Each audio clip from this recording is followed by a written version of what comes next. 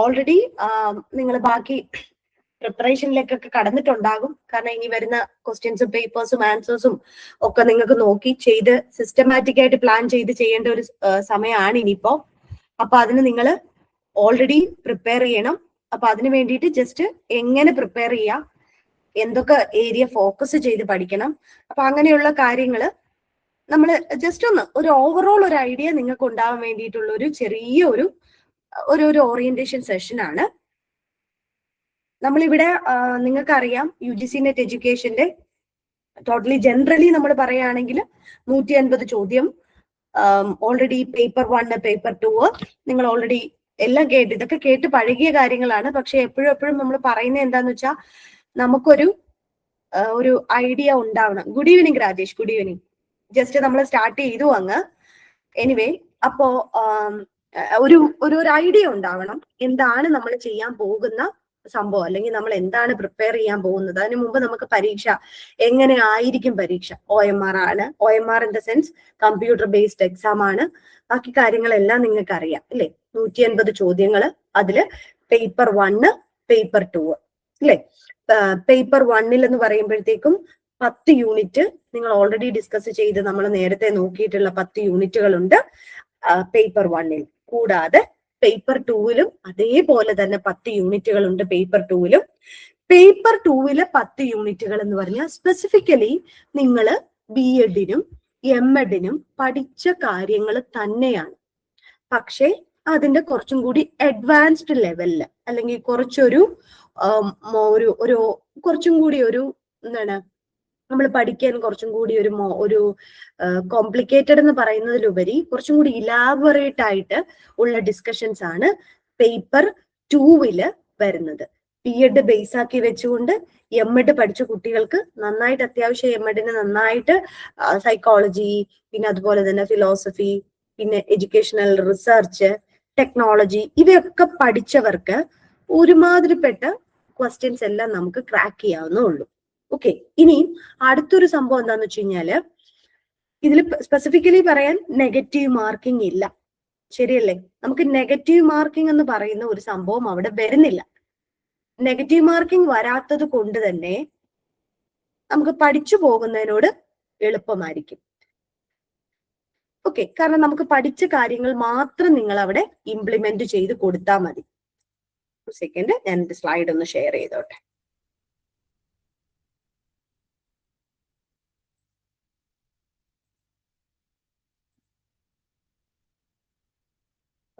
Okay, fine. So ഇത്രയാണ് നമുക്ക് പറയാനുള്ളത്. സ്ലൈഡ് കാണാൻ കഴിയുന്നുണ്ടോ? ഒന്ന് സ്ലൈഡ് കാണാൻ, UGC നെറ്റ് എഡ്യൂക്കേഷൻ ഓറിയന്റേഷൻ 2026 എന്ന് സ്ലൈഡ് കാണുന്നുണ്ടെങ്കിൽ എനിക്കൊരു തംസപ്പ് തന്നേ. ആരെങ്കിലും സ്ലൈഡ് കാണാൻ പറ്റുന്നുണ്ടോ? സ്ലൈഡ് കാണാൻ പറ്റുന്നുണ്ടോ?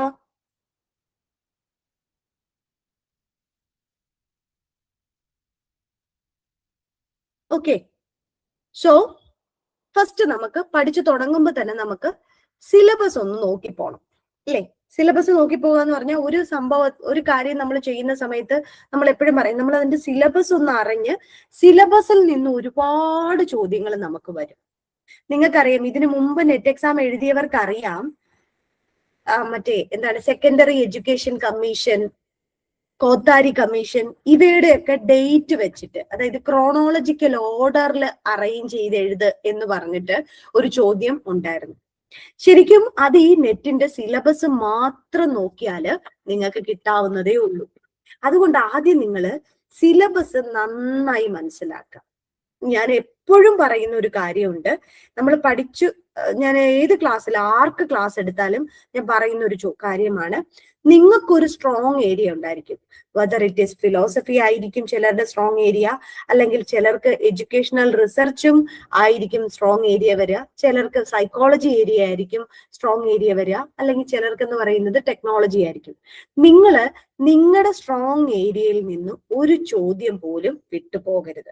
ഞാൻ പലപ്പോഴും ഡിസ്കഷൻസിൽ, നമ്മുടെ ആപ്പുകളിലോട്ടുള്ള ഡിസ്കഷൻസിലൊക്കെ നമ്മൾ പറയുന്നിടത്തെല്ലാം ഞാൻ പറയുന്ന ഒരു കാര്യമാണ്, നിങ്ങൾ പഠിച്ചു വെച്ച സ്ട്രോങ് ഏരിയയിൽ നിന്ന്, അല്ലെ നിങ്ങൾക്കൊരു സ്ട്രോങ് ഏരിയ ഉണ്ടാവും, ആ ഏരിയയിൽ നിന്നുള്ള ഒരു ചോദ്യം പോലും തെറ്റിപ്പോകരുത്. അതായിരിക്കണം നിങ്ങൾ ആദ്യം മനസ്സിൽ വിചാരിക്കേണ്ടത്.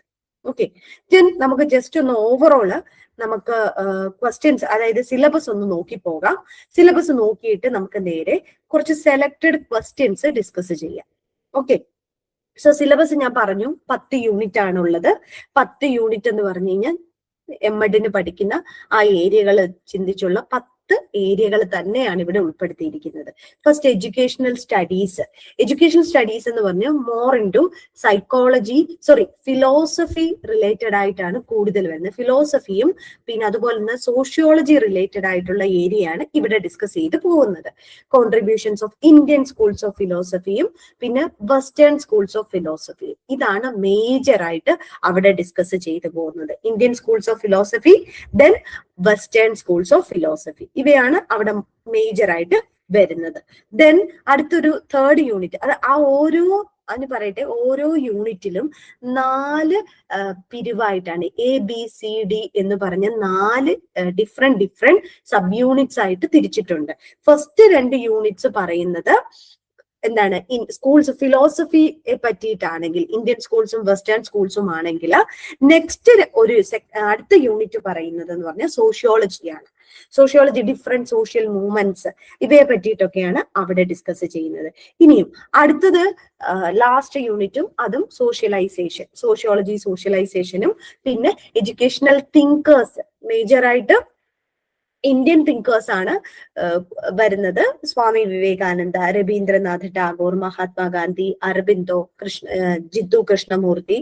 നിങ്ങൾ ശ്രദ്ധിച്ചു, കുറെ പേരെ എടുത്ത് മാറ്റിയവര്, വളരെ സെലക്റ്റഡ് ആയിട്ടുള്ള ആൾക്കാരെ മാത്രമേ വെച്ചിട്ടുള്ളൂ. അപ്പൊ ഇവരെ ഓൾറെഡി പഴയ ചാപ്റ്റർ എന്താണ് ഡിസ്കഷൻസും എക്സാംസിനെല്ലാം സ്വാമി വിവേകാനന്ദനും രവീന്ദ്രനാഥ് ടാഗോർ, ഗാന്ധിജി, അരബിന്ദോ, ജിത്തു കൃഷ്ണമൂർത്തി, ഇവരെ പറ്റിയെല്ലാം ഇഷ്ടംപോലെ ക്വസ്റ്റ്യൻസ് ചോദിച്ചതാ. അപ്പൊ നിങ്ങൾക്ക് അവിടെ ഒരു ഡൗട്ട് ഉണ്ടാകും, ഇനി എന്തു വരും ഇതിൽ നിന്ന് ചോദിക്കാനെന്ന്. അതുകൊണ്ട് ഇൻഡെപ്ത് ആയിട്ട് ഈ ഒരു ഏരിയ പഠിക്കുന്നവര് ഇൻഡെപ്ത് ആയിട്ട് ഈ ഏരിയ പഠിച്ചു തന്നെ പോകണം.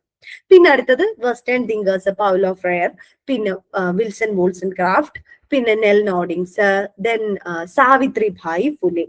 കാരണം ഇവിടെ ഇവര് കുറെ, പൗലോ ഫ്രയർ കഴിഞ്ഞാൽ പിന്നെ വുൾസ്റ്റൺ ക്രാഫ്റ്റും പിന്നെ നെൽ നോഡിങ്സും പിന്നെ സാവിത്രിഭായ് ഫുലെ, ഇവരെന്താണ് ഫെമിനിസ്റ്റ് എന്ന് പറയാതെ ഫീമെയിൽ ആയിട്ടുള്ള ആൾക്കാർ, അത് വിമൻ എഡ്യൂക്കേറ്റേഴ്സിനെ, ലേഡി എഡ്യൂക്കേറ്റേഴ്സിനെയാണ് കൂടുതൽ ഇമ്പോർട്ടൻസ് കൊടുത്തിരിക്കുന്നത്. അപ്പൊ റീസെന്റ് ആയിട്ട് വന്ന ആ ഒരു ചേഞ്ചസിൽ സംഭവിച്ചതാണ് അവർ ആഡ് ചെയ്ത് സിലബസ് റിവിഷനിൽ കുറച്ചും കൂടി ഇവരെ കോൺസെൻട്രേറ്റ് ചെയ്ത് കൊടുത്തിട്ടുണ്ട്. സാവിത്രിഭായ് ഫുലെ എന്ന് പറഞ്ഞ പൂനെ യൂണിവേഴ്സിറ്റി ഇപ്പൊ സാവിത്രിഭായ് ഫുലെ യൂണിവേഴ്സിറ്റി എന്നുള്ള പേരാണ് വന്നിട്ടുള്ള. പിന്നെ ജ്യോതിറാവ് ഫുലെയുടെ വൈഫാണ്, ആദ്യത്തെ ലേഡി ടീച്ചർ അല്ലെ, ആദ്യത്തെ ടീച്ചർ, ഇന്ത്യയിലെ ആദ്യത്തെ ടീച്ചർ എന്ന് പറയുന്ന ലേഡി വിമൻ ടീച്ചർ എന്നുള്ള, വിമൻ എഡ്യൂക്കേറ്റർ എന്നുള്ള രീതിയിൽ പറയുന്ന സാവിത്രിഭായ് ഫുലെയാണ്. അപ്പൊ അങ്ങനെയുള്ള കുറെ കാര്യങ്ങൾ അവിടെ വരും. അപ്പൊ പിന്നെ വരുന്നത് നാഷണൽ വാല്യൂസ്, ഇന്ത്യൻ കോൺസ്റ്റിറ്റ്യൂഷൻ, പിന്നെന്താണ് അവിടെ പറയുന്ന ഇങ്ങനെയുള്ള കുറച്ച് കാര്യങ്ങളാണ് അടുത്ത ഈ പറഞ്ഞ എഡ്യൂക്കേഷണൽ സ്റ്റഡീസ് എന്നുള്ള യൂണിറ്റിൽ ഡിസ്ക്രൈബ് ചെയ്യുന്നത്, അവർ ചോദിക്കുന്നത്. സോ അപ്പൊ ഇവയെ പറ്റിയിട്ടുള്ള ഒരു അവയർനെസ് നമുക്ക് ഉണ്ടായിരിക്കണം. പിന്നെ നെക്സ്റ്റ് വരുന്നത് നമ്മുടെ next unit history, politics and economics of education. ഇത് എഡ്യൂക്കേഷൻ, ഞാൻ ഈ പറഞ്ഞ കാര്യമാണ് ഇവിടെ പറഞ്ഞത്. നോക്കൂ, കമ്മിറ്റീസ് ആൻഡ് കമ്മീഷൻസ്, അവരുടെ ഇയർ ഇവിടെ തന്നെ സിലബസിൽ തന്നെ തന്നിട്ടുണ്ട്. ഈ സിലബസിലെ ഇയർ നിങ്ങൾ അങ്ങ് കാണാതെ പഠിച്ചിരിക്കണം. കാരണം ഈ ഇയർ വെച്ച് ഒരുപാട് തവണ ക്രോണോളജിക്കൽ ഓർഡറിൽ എഴുതുക എന്ന് പറഞ്ഞ് ചോദ്യങ്ങൾ വന്നിട്ടുണ്ട്. സോ അപ്പൊ ഇത് ഒന്ന് ഓർത്ത് വെക്കുക. ഇനിയിപ്പോ റീസെന്റ് ആയിട്ടുള്ള നാഷണൽ എഡ്യൂക്കേഷൻ പോളിസി നിങ്ങൾ നോക്കി വെക്കുക. NEP നമ്മൾ ഓൾറെഡി NEP 2020 പറ്റിയിട്ട് ഒരു ഡീറ്റെയിൽഡ് ക്ലാസ് നമ്മൾ ആപ്പിൽ കൊടുത്തിട്ടുണ്ട്. അപ്പൊ നിങ്ങൾ ആ ആപ്പിൽ കയറി നോക്കുമ്പോൾ നിങ്ങൾക്ക് അതും മനസ്സിലാകും.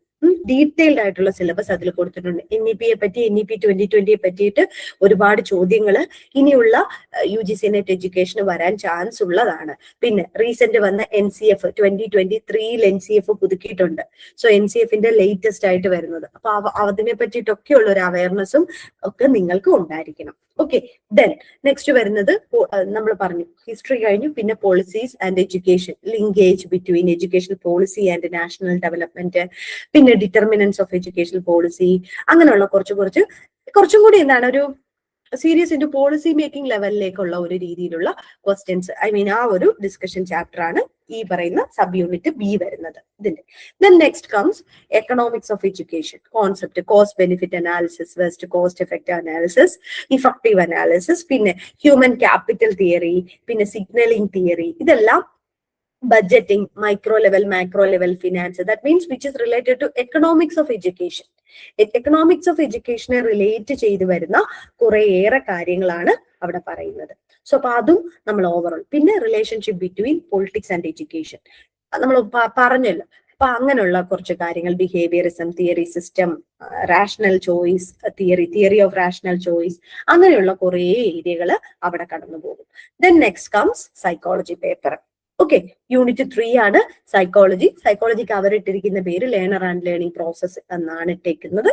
അവിടെ ഫസ്റ്റ് വരുന്ന ഗ്രോത്ത് ആൻഡ് ഡെവലപ്മെന്റ്, അവിടെ പേഴ്സണാലിറ്റി തിയറീസ് വരുന്നുണ്ട്, പിന്നെ കോഗ്നിറ്റീവ് ഡെവലപ്മെന്റൽ തിയറികൾ, പിന്നെ എന്താണ് mental health and mental hygiene എന്നുള്ള ഡിസ്കഷൻസ് ഒക്കെ വരുന്നുണ്ട്. അവയെ പറ്റിയിട്ടൊക്കെയുള്ള കാര്യങ്ങൾ അവിടെ വരുന്നുണ്ട്. പിന്നെ അപ്രോച്ചസ് ടു ഇന്റലിജൻസ് ഫ്രം, അടുത്തത് അപ്രോച്ച്, അത് നെക്സ്റ്റ് ഇന്റലിജൻസ് വന്നു. ഫസ്റ്റ് നമ്മൾ ഗ്രോത്ത് ആൻഡ് ഡെവലപ്മെന്റിൽ പേഴ്സണാലിറ്റി ഡെവലപ്മെന്റിനെ ഒക്കെ പറ്റി പറയുന്നുണ്ട്.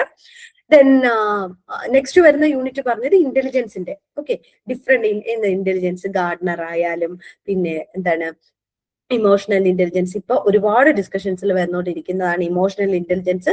നിങ്ങൾ ഇതിന്റെ കൂട്ടത്തിൽ ചേർത്ത് പഠിക്കേണ്ട ഒരെണ്ണം കൂടാണ് നമ്മുടെ ഇമോഷണൽ കഴിഞ്ഞിട്ട് വരുന്ന നെക്സ്റ്റ് നമ്മുടെ എന്താണ് സോഷ്യൽ ഇന്റലിജൻസ് എന്നൊക്കെ പറയുന്ന കുറച്ച് കാര്യങ്ങളുണ്ട്. സോഷ്യൽ ഇന്റലിജൻസ്, പിന്നെ അതുപോലെ തന്നെ സ്പിരിച്വൽ ഇന്റലിജൻസ്, ഇവയൊക്കെ ഒന്ന് നോക്കി വെച്ചോണ്ട് പോകണം ഈ ചാപ്റ്ററിൽ. ഓക്കെ, ഈ ചാപ്റ്റർ സബ് യൂണിറ്റിൽ, കാരണം ഈവൻ ദോ അതൊന്നും സിലബസിൽ ഇല്ലെങ്കിൽ പോലും അതിനെ റിലേറ്റ് ചെയ്ത് ചോദ്യങ്ങൾ ചോദിച്ചാൽ at the end of the day social intelligence ഇവിടെ തന്നിട്ടുണ്ട്, സ്പിരിച്വൽ ഇന്റലിജൻസ് ഒന്ന് നോക്കി വെക്കണം. പിന്നെ എന്താണ്, പിന്നെ മൾട്ടിപ്പിൾ ഇന്റലിജൻസ് ഒക്കെ ഓൾറെഡി ഉണ്ട്. അപ്പൊ ഇവരുമായിട്ടൊക്കെ റിലേറ്റഡ് ആയിട്ടുള്ള കാര്യങ്ങൾ, മെറ്റാകോഗ്നീഷൻ, ക്രിയേറ്റിവിറ്റി തിയറി, പിന്നെ സോഷ്യൽ റെസ്പോൺസീവ്നെസ്, സോഷ്യൽ റെസ്പോൺസിബിലിറ്റി, ഇവയൊക്കെ പറ്റി പറയുന്ന കുറച്ച് കാര്യങ്ങൾ, അത് സോഷ്യോളജിക്കകത്താണ് ചേർത്ത് പറയേണ്ടത്, എങ്കിലും ഞാൻ ജസ്റ്റ് ഇവിടെ കിട്ടിയപ്പോൾ ഒന്ന് പറഞ്ഞു എന്നേ ഉള്ളൂ. ദെൻ നെക്സ്റ്റ് ലേണിംഗ് തിയറികൾ, ബിഹേവിയറിസ്റ്റിക്, കോഗ്നിറ്റീവ്, സോഷ്യൽ ലേണിംഗ് തിയറികൾ, ഇവയെല്ലാം ഒന്ന് നോക്കി വെക്കണം. പിന്നെ ലാസ്റ്റ് വരുന്ന യൂണിറ്റ് അവിടെ തന്നെ സൈക്കോളജി പേപ്പറിൽ തന്നെ വരുന്നതാണ് ഗൈഡൻസ് ആൻഡ് കൗൺസിലിംഗ് എന്ന് പറഞ്ഞിട്ടൊരു പേപ്പർ വരുന്നുണ്ട്. ദെൻ അതിന്റെ ഡിഫറെന്റ് ആയിട്ടുള്ള പോർഷൻസും ഏരിയാസും ഒക്കെ ഡിസ്കസ് ചെയ്യുന്നുണ്ട്. Then next comes teacher education. അടുത്തത് നമ്മൾ ടീച്ചേഴ്സ് ആണല്ലോ, അപ്പൊ ടീച്ചേഴ്സ് ആ ഒരു റിലേറ്റഡ് ആയിട്ട് വരുന്നത് ടീച്ചർ എഡ്യൂക്കേഷൻ എന്ന് പറഞ്ഞിട്ടുള്ള ഒരു മെയിൻ ഏരിയ. അവിടെയാണ് നമ്മുടെ NCERT, NCTA, ദെൻ അതുപോലെ തന്നെ എന്താണ് ഇവിടെ വരുന്ന എന്താണ് കരിക്കുലം ഡെവലപ്മെന്റ്, കരിക്കുലം എന്ന് പറഞ്ഞൊരു വേറൊരു യൂണിറ്റ് തന്നെയുണ്ട്. എന്നാലും എന്താണ് ടീച്ചർ റിലേറ്റഡ് ആയിട്ടുള്ള NCERT, NCTE ഇവയെ പറ്റിയിട്ടൊക്കെയുള്ള കാര്യങ്ങൾ ഡിസ്കസ് ചെയ്തു പോകുന്ന യൂണിറ്റ് ആണ് ഇത്. ദെൻ അതിന്റെ തന്നെ വരുന്നത് ഓരോരുത്തരുടെ ടീച്ചർ എഡ്യൂക്കേഷൻ എന്നുള്ള ടീച്ചർ എഡ്യൂക്കേഷനെ റിലേറ്റ് ചെയ്ത് പലരുടെ വ്യൂ പോയിന്റ്സ് കാര്യങ്ങൾ, പിന്നെ പലതരത്തിലുള്ള models of teaching, okay, then reflective teaching, പിന്നെ competency based teaching, inquiry oriented teaching. ഇതിനകത്ത് നിങ്ങൾ ഇവിടെ ഒരെണ്ണം കൂടെ ഔട്ട്കം ബേസ്ഡ് ടീച്ചിങ്, കാരണം ഇപ്പോൾ കേരള യൂണിവേഴ്സിറ്റി അല്ലെങ്കിൽ even NG university, major universities എല്ലാം നമ്മുടെ ഇപ്പൊ കേരളത്തിലായതുകൊണ്ട് ഞാൻ R&D യൂണിവേഴ്സിറ്റികളുടെ പേര് എടുത്തു പറഞ്ഞു എന്നേ ഉള്ളൂ. പക്ഷെ ഇപ്പൊ എല്ലാം ഫോളോ ചെയ്യുന്ന അവര് ഔട്ട്കം ബേസ്ഡ് എഡ്യൂക്കേഷൻ ആണ് ഫോളോ ചെയ്യുന്നത്. സോ അപ്പൊ അത് ടീച്ചർ എഡ്യൂക്കേഷനിൽ ഉൾപ്പെടുത്തി നിങ്ങളൊന്ന് നോക്കി വെച്ചേക്കണം. ദെൻ പിന്നെ SCERT, NCERT, NCTE, UGC, SSA, RMSA, ഇപ്പോഴത്തെ എല്ലാ സ്കീംസുകളെല്ലാം, ഓക്കെ. പിന്നെ ആ കൂട്ടത്തിൽ നിങ്ങൾ എന്താണ് നിങ്ങളുടെ പേപ്പർ 1 ഇമ്പോർട്ടന്റ് ആയിട്ട് വരുന്നതാണ് ഈ ലിറ്റിൽ കൈറ്റ്സ്, അങ്ങനെയൊക്കെയുള്ള സാധനം. ചില സ്പെസിഫിക് ഒരു സ്റ്റേറ്റുകൾക്ക് കുറെ അവർ ഇംപ്ലിമെന്റ് ചെയ്തിട്ടുണ്ട്. നമ്മളൊരു സ്ലൈഡ് ചെയ്തിട്ടുണ്ട് അതിൽ, അതൊന്ന് നോക്കിയാൽ നിങ്ങൾക്ക് ഹെൽപ്ഫുൾ ആയിരിക്കും. ഇങ്ങനെ ഓരോരോ ചില സ്റ്റേറ്റുകൾ അവരുടേതായ ചില പ്രോഗ്രാമുമായിട്ട് കമപ്പ് ചെയ്തിട്ടുണ്ട്. ഇപ്പൊ നമ്മുടെ ഉന്നത വിദ്യാഭ്യാസ കൗൺസിൽ, നമ്മുടെ ഇപ്പോഴത്തെ, അതായത് ഇപ്പോ നമ്മുടെ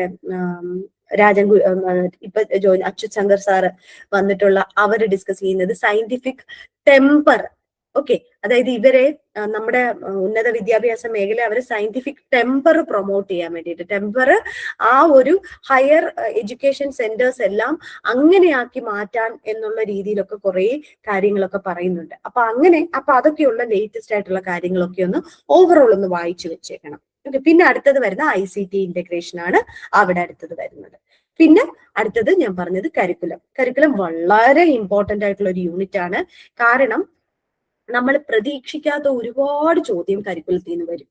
നമ്മൾ കാരണം ബാക്കിയൊക്കെ നമുക്ക് എങ്ങനെയെങ്കിലും ഒക്കെ കേട്ടൊക്കെ എഴുതാം. പക്ഷെ ഈ കരിക്കുലത്തിന്റെ ഡിഫറെന്റ് ആയിട്ടുള്ള ആ ഒരു സ്ട്രാറ്റജീസ് അല്ലെങ്കിൽ കരിക്കുലർ മോഡൽസ് ഇവയൊന്നും നമ്മൾ എപ്പോഴും യൂസ്ഡ് അല്ല. അപ്പൊ അതുകൊണ്ട് അവയെ പറ്റിയിട്ടുള്ള ഒരു ഡീറ്റെയിൽഡ് ഇതായിട്ട് വരുന്നുണ്ട്. പിന്നെ വരുന്ന മോഡൽസ് ഓഫ് കരിക്കുലം ഡിസൈൻ്റെ മോഡൽസ് വരുന്നുണ്ട്. കരിക്കുലം ഇവാലുവേഷൻ, ഈ CIPP മോഡൽ കഴിഞ്ഞതിന്റെ മുമ്പത്തെ പ്രാവശ്യത്തെ ക്വസ്റ്റ്യൻ പേപ്പറിൽ CIPP മോഡൽ ഈ കോണ്ടെക്സ്റ്റ് ഇൻപുട്ട് പ്രോസസ് പ്രോഡക്റ്റ് മോഡലിനെ പറ്റിയിട്ട് ചോദിച്ചിട്ടുണ്ടായിരുന്നു ക്വസ്റ്റ്യൻ. ഓക്കെ, ഞാൻ ജസ്റ്റ് പറയാൻ കഴിഞ്ഞാൽ അത് ഫസ്റ്റ് ക്വസ്റ്റ്യൻ ആയിട്ടാണ് കഴിഞ്ഞ തവണ ചോദിച്ചത്. ഇപ്പൊ കഴിഞ്ഞ പരീക്ഷയല്ല, നിങ്ങൾക്ക് ഇതിനു മുമ്പ് എഴുതിയ പരീക്ഷ 2025 എഴുതിയ പരീക്ഷയ്ക്ക് ചോദിച്ചിട്ടുണ്ടായിരുന്നു CIPP മോഡലിനെ പറ്റിയിട്ട്. ഓക്കെ, ദെൻ ഇൻസ്ട്രക്ഷണൽ സിസ്റ്റം ഉണ്ട്. പിന്നെ കരിക്കുലം ചേഞ്ച്, അതിനെ ജനറലൈസ് ആയിട്ട് കരിക്കുലത്തിന് റിലേറ്റഡ് ആയിട്ടുള്ള ഇതൊക്കെ വരുന്നത്. പിന്നെ എന്താണ് Tyler's model, Stake's model, Scriven's model, Kirkpatrick model, ഇതൊക്കെ നിങ്ങൾ ചിന്തിക്കണം. ചില മോഡൽസ് കരിക്കുലം ഡെവലപ്മെന്റിന്റെ മോഡലാണ്. പിന്നെ ഇവിടെ കണ്ടില്ലേ ബേസ് കോമ്പിറ്റൻസി ബേസ് മോഡല് അല്ലെങ്കിൽ ഔട്ട്കം ബേസ്ഡ് ഇന്റഗ്രേറ്റീവ് മോഡൽ, ഇതൊക്കെ എന്താണെന്നുള്ളത് നോക്കി വെക്കണം. ചില മോഡൽസ് ഇവാലുവേഷൻ മോഡലാണ്. ടൈലേഴ്സ് മോഡൽ ആയാലും സ്റ്റേക്സ് മോഡൽ ആയാലും സ്ക്രീവൻസ് മോഡൽ ആയാലും കിർക്പാട്രിക് മോഡൽ ആയാലും കരിക്കുലം ഇവാലുവേഷൻ ഉള്ള മോഡലാണ്. ഇത് തന്നെ നിങ്ങൾക്ക് ഒരു തവണത്തെ പരീക്ഷയ്ക്ക് ചോദിച്ചിട്ടുണ്ട്. Which among the following is curriculum evaluation model എന്ന് പറഞ്ഞിട്ട് ചോദിച്ചു. അപ്പോ അതിൻ്റെ അകത്ത് കൊടുത്തിരുന്നതെന്ന് പറഞ്ഞു കഴിഞ്ഞാൽ സ്ക്രീവൻസ് മോഡലാണ് ഓപ്ഷൻ കറക്റ്റ് ആൻസർ ആയിട്ടുള്ളത്. ബാക്കി 3-4 മോഡൽ വേറെ ആയിരുന്നു ഉണ്ടായിരുന്നത്. അപ്പൊ നിങ്ങൾ ഈ സിലബസിൽ നിന്ന് തന്നെ പഠിക്കാമെന്ന് ഞാൻ പറഞ്ഞില്ലേ.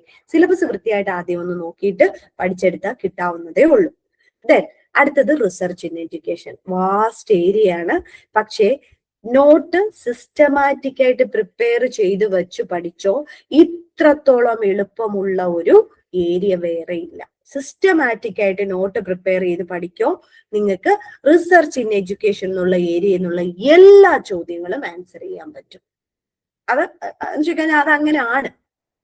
മീനിങ് ആൻഡ് സ്കോപ്പ്, പിന്നെ ഓരോ സയന്റിഫിക് മെത്തേഡിന്റെ ക്യാരക്ടറിസ്റ്റിക്സ് എന്തൊക്കെയാണ്, റെപ്ലിക്കബിലിറ്റി, പ്രിസിഷൻ, ഫോൾസിഫയബിലിറ്റി, ദെൻ പാർസിമണി, പിന്നെ ഫീസിബിലിറ്റി എന്നൊക്കെയുള്ള കുറേ കാര്യങ്ങൾ കുറേ ഇതുണ്ട് ഒരു റിസർച്ചിന്റെ അല്ലെ. പിന്നെ അതുപോലെ തന്നെ പലതരത്തിലുള്ള research, types of research, fundamental, applied, action അല്ലെ. ഫണ്ടമെന്റൽ റിസർച്ചിനെ ബേസിക് ഓർ പ്യുവർ റിസർച്ച് എന്നൊക്കെ നമ്മൾ പറയും അല്ലെ. പിന്നെ ക്വാണ്ടിറ്റേറ്റീവ്, ക്വാളിറ്റേറ്റീവ് റിസർച്ച് ഉണ്ട്. പിന്നെ ഈ ക്വാണ്ടിറ്റേറ്റീവ് റിസർച്ച് തന്നെ പലതരത്തിലുണ്ട്. ക്വാളിറ്റേറ്റീവ് റിസർച്ച്, കേസ് സ്റ്റഡി, പിന്നെ ഗ്രൗണ്ടഡ് തിയറി, അങ്ങനെയുള്ള കുറേ കാര്യങ്ങളൊക്കെ വരുന്ന ഒരു റിസർച്ചിന്റെ ഒരു വാസ്റ്റ് ആയിട്ടുള്ള ഏരിയ ആണ്. പക്ഷെ സിസ്റ്റമാറ്റിക് ആയിട്ട് പഠിച്ചോ, ഇതിൽ നിന്ന് നിങ്ങൾക്ക് വളരെ എളുപ്പം ആൻസർ ചെയ്യാൻ പറ്റും. ഓക്കെ, ദെൻ വേരിയബിൾസ്, റിസർച്ചിന്റെ തന്നെ ഹൈപ്പോത്തസിസ് ഫോർമുലേഷൻ. നിങ്ങൾ എല്ലാവരും എംഎഡ് കഴിഞ്ഞവരാണെങ്കിൽ നിങ്ങൾക്കറിയാം, നിങ്ങൾ ഓൾറെഡി ഒരു തീസിസ് ചെയ്തിട്ടുണ്ടായിരിക്കും അല്ലെ. എംഎഡിന്റെ തീസിസ് കറങ്ങുന്നത് മുഴുവൻ ഇതിനകത്താണ്, ശരിയല്ലേ. വേരിയബിൾസ് എന്താണ്, ഇൻഡിപെൻഡന്റ് വേരിയബിൾ ഉണ്ടാവും. ഒരു എക്സ്പെരിമെന്റൽ സ്റ്റഡി ആണെങ്കിലും എന്താണ്, സർവേ സ്റ്റഡിയാണ് നിങ്ങൾ കണ്ടക്ട് ചെയ്തിട്ടുണ്ടെങ്കിലും ഒരു ഡിപെൻഡന്റ് വേരിയബിൾസ് ഉണ്ടാകും. പിന്നെ ഇതിനെ നമ്മൾ കൺട്രോൾ ചെയ്യുന്ന എക്സ്ട്രേനിയസ് ഇന്റർവീനിങ് വേരിയബിൾസ് ഉണ്ടാകും. പിന്നെ ഹൈപ്പോത്തസിസ് ഫോർമുലേറ്റ് ചെയ്യാതെ നമ്മൾ ഒരു സ്റ്റഡിയും കണ്ടക്ട് ചെയ്യാറില്ല. ഹൈപ്പോത്തസിസ് പലതരത്തിലുണ്ട്. പിന്നെ how to formulate a hypothesis, characteristics of a good hypothesis എല്ലാം. പിന്നെ അത് കഴിഞ്ഞിട്ട് വളരെ important characteristics of a good sample. Okay, then അടുത്ത എന്താണ്, techniques of sampling, probability and non probability sampling, tools for research, validity, reliability അല്ലെ. നമ്മൾ validity reliability ensure ചെയ്താൽ മാത്രമേ നമുക്കൊരു ടൂളിനെ ഇത് സ്റ്റിക്ക് ഓൺ ചെയ്ത് പോകാൻ പറ്റുള്ളൂ. അങ്ങനെയുള്ള കുറേ കാര്യങ്ങൾ വരുന്ന ഏരിയ ആണ് ഇത്. പിന്നെ പലതരത്തിലുള്ള test, aptitude test, questionnaire, achievement test, attitude test, then techniques of research, observation, interview, projective techniques, ഇങ്ങനെ കുറേ വരുന്നത്. ഞാൻ പറഞ്ഞില്ലേ, റിസർച്ച് ഫുള്ള് പഠിച്ചിട്ട് ഈ ഒരു നാല് സബ് യൂണിറ്റ്സ് പഠിച്ചിട്ട് പോയിക്കോ, നന്നായിട്ട് നിങ്ങൾക്ക് ആൻസർ ചെയ്യാൻ പറ്റും. Then next types of measurement, നിങ്ങൾ കേട്ടിട്ടുള്ള nominal, ordinal, interval and ratio scale, ഇവ എവിടൊക്കെ ഉപയോഗിക്കണം. പിന്നെ വരുന്ന അനാലിസിസ് അല്ലെ, test of significant difference between means കണ്ടുപിടിക്കുന്ന, ലെവൽ ഓഫ് സിഗ്നിഫിക്കൻസ്, പവർ എന്താണെന്നുള്ളത്, പാരാമെട്രിക് ടെക്നിക്ക്, നോൺ പാരാമെട്രിക് ടെക്നിക്ക. പിന്നെ നിങ്ങൾക്ക് ഇതൊക്കെ അറിയാം, നിങ്ങൾ ഇതൊക്കെ എവിടേക്കോ കേട്ടിട്ടുണ്ട് അല്ലെ. So correlation, T test, set test, ANOVA, standard score, ഇവയെല്ലാം വരുന്ന ആ ഒരു ഏരിയ. പിന്നെ ക്വാളിറ്റേറ്റീവ്, ഇത് നമ്മൾ ഇതിനു മുമ്പ് പറഞ്ഞ ഇതെല്ലാം ക്വാണ്ടിറ്റേറ്റീവ് റിസർച്ച് ഡിസൈനിന്റെ ഏരിയയിൽ വരുന്നതാണ്. നമ്മൾ ഇയറും അനോവ ഇതൊക്കെ നോക്കുന്നത്. പക്ഷെ ക്വാളിറ്റേറ്റീവ് റിസർച്ച് വരുമ്പോഴത്തേക്കും ഗ്രൗണ്ടഡ് തിയറിയുടെ design, narrative research, ethnographic studies, mixed method റിസർച്ചുകൾ വരും. ഇവയെല്ലാം ഒന്ന് നോക്കിയേക്കണം. എക്സ്പ്ലനേറ്ററി, എക്സ്പ്ലോറേറ്ററി റിസർച്ച് ഒക്കെ എന്താണ്, മിക്സഡ് മെത്തേഡ് റിസർച്ചിലാണ് വരുന്നത്. ഓക്കെ, അപ്പൊ ഇതൊക്കെ ഒന്ന് നോക്കി വെക്കാം.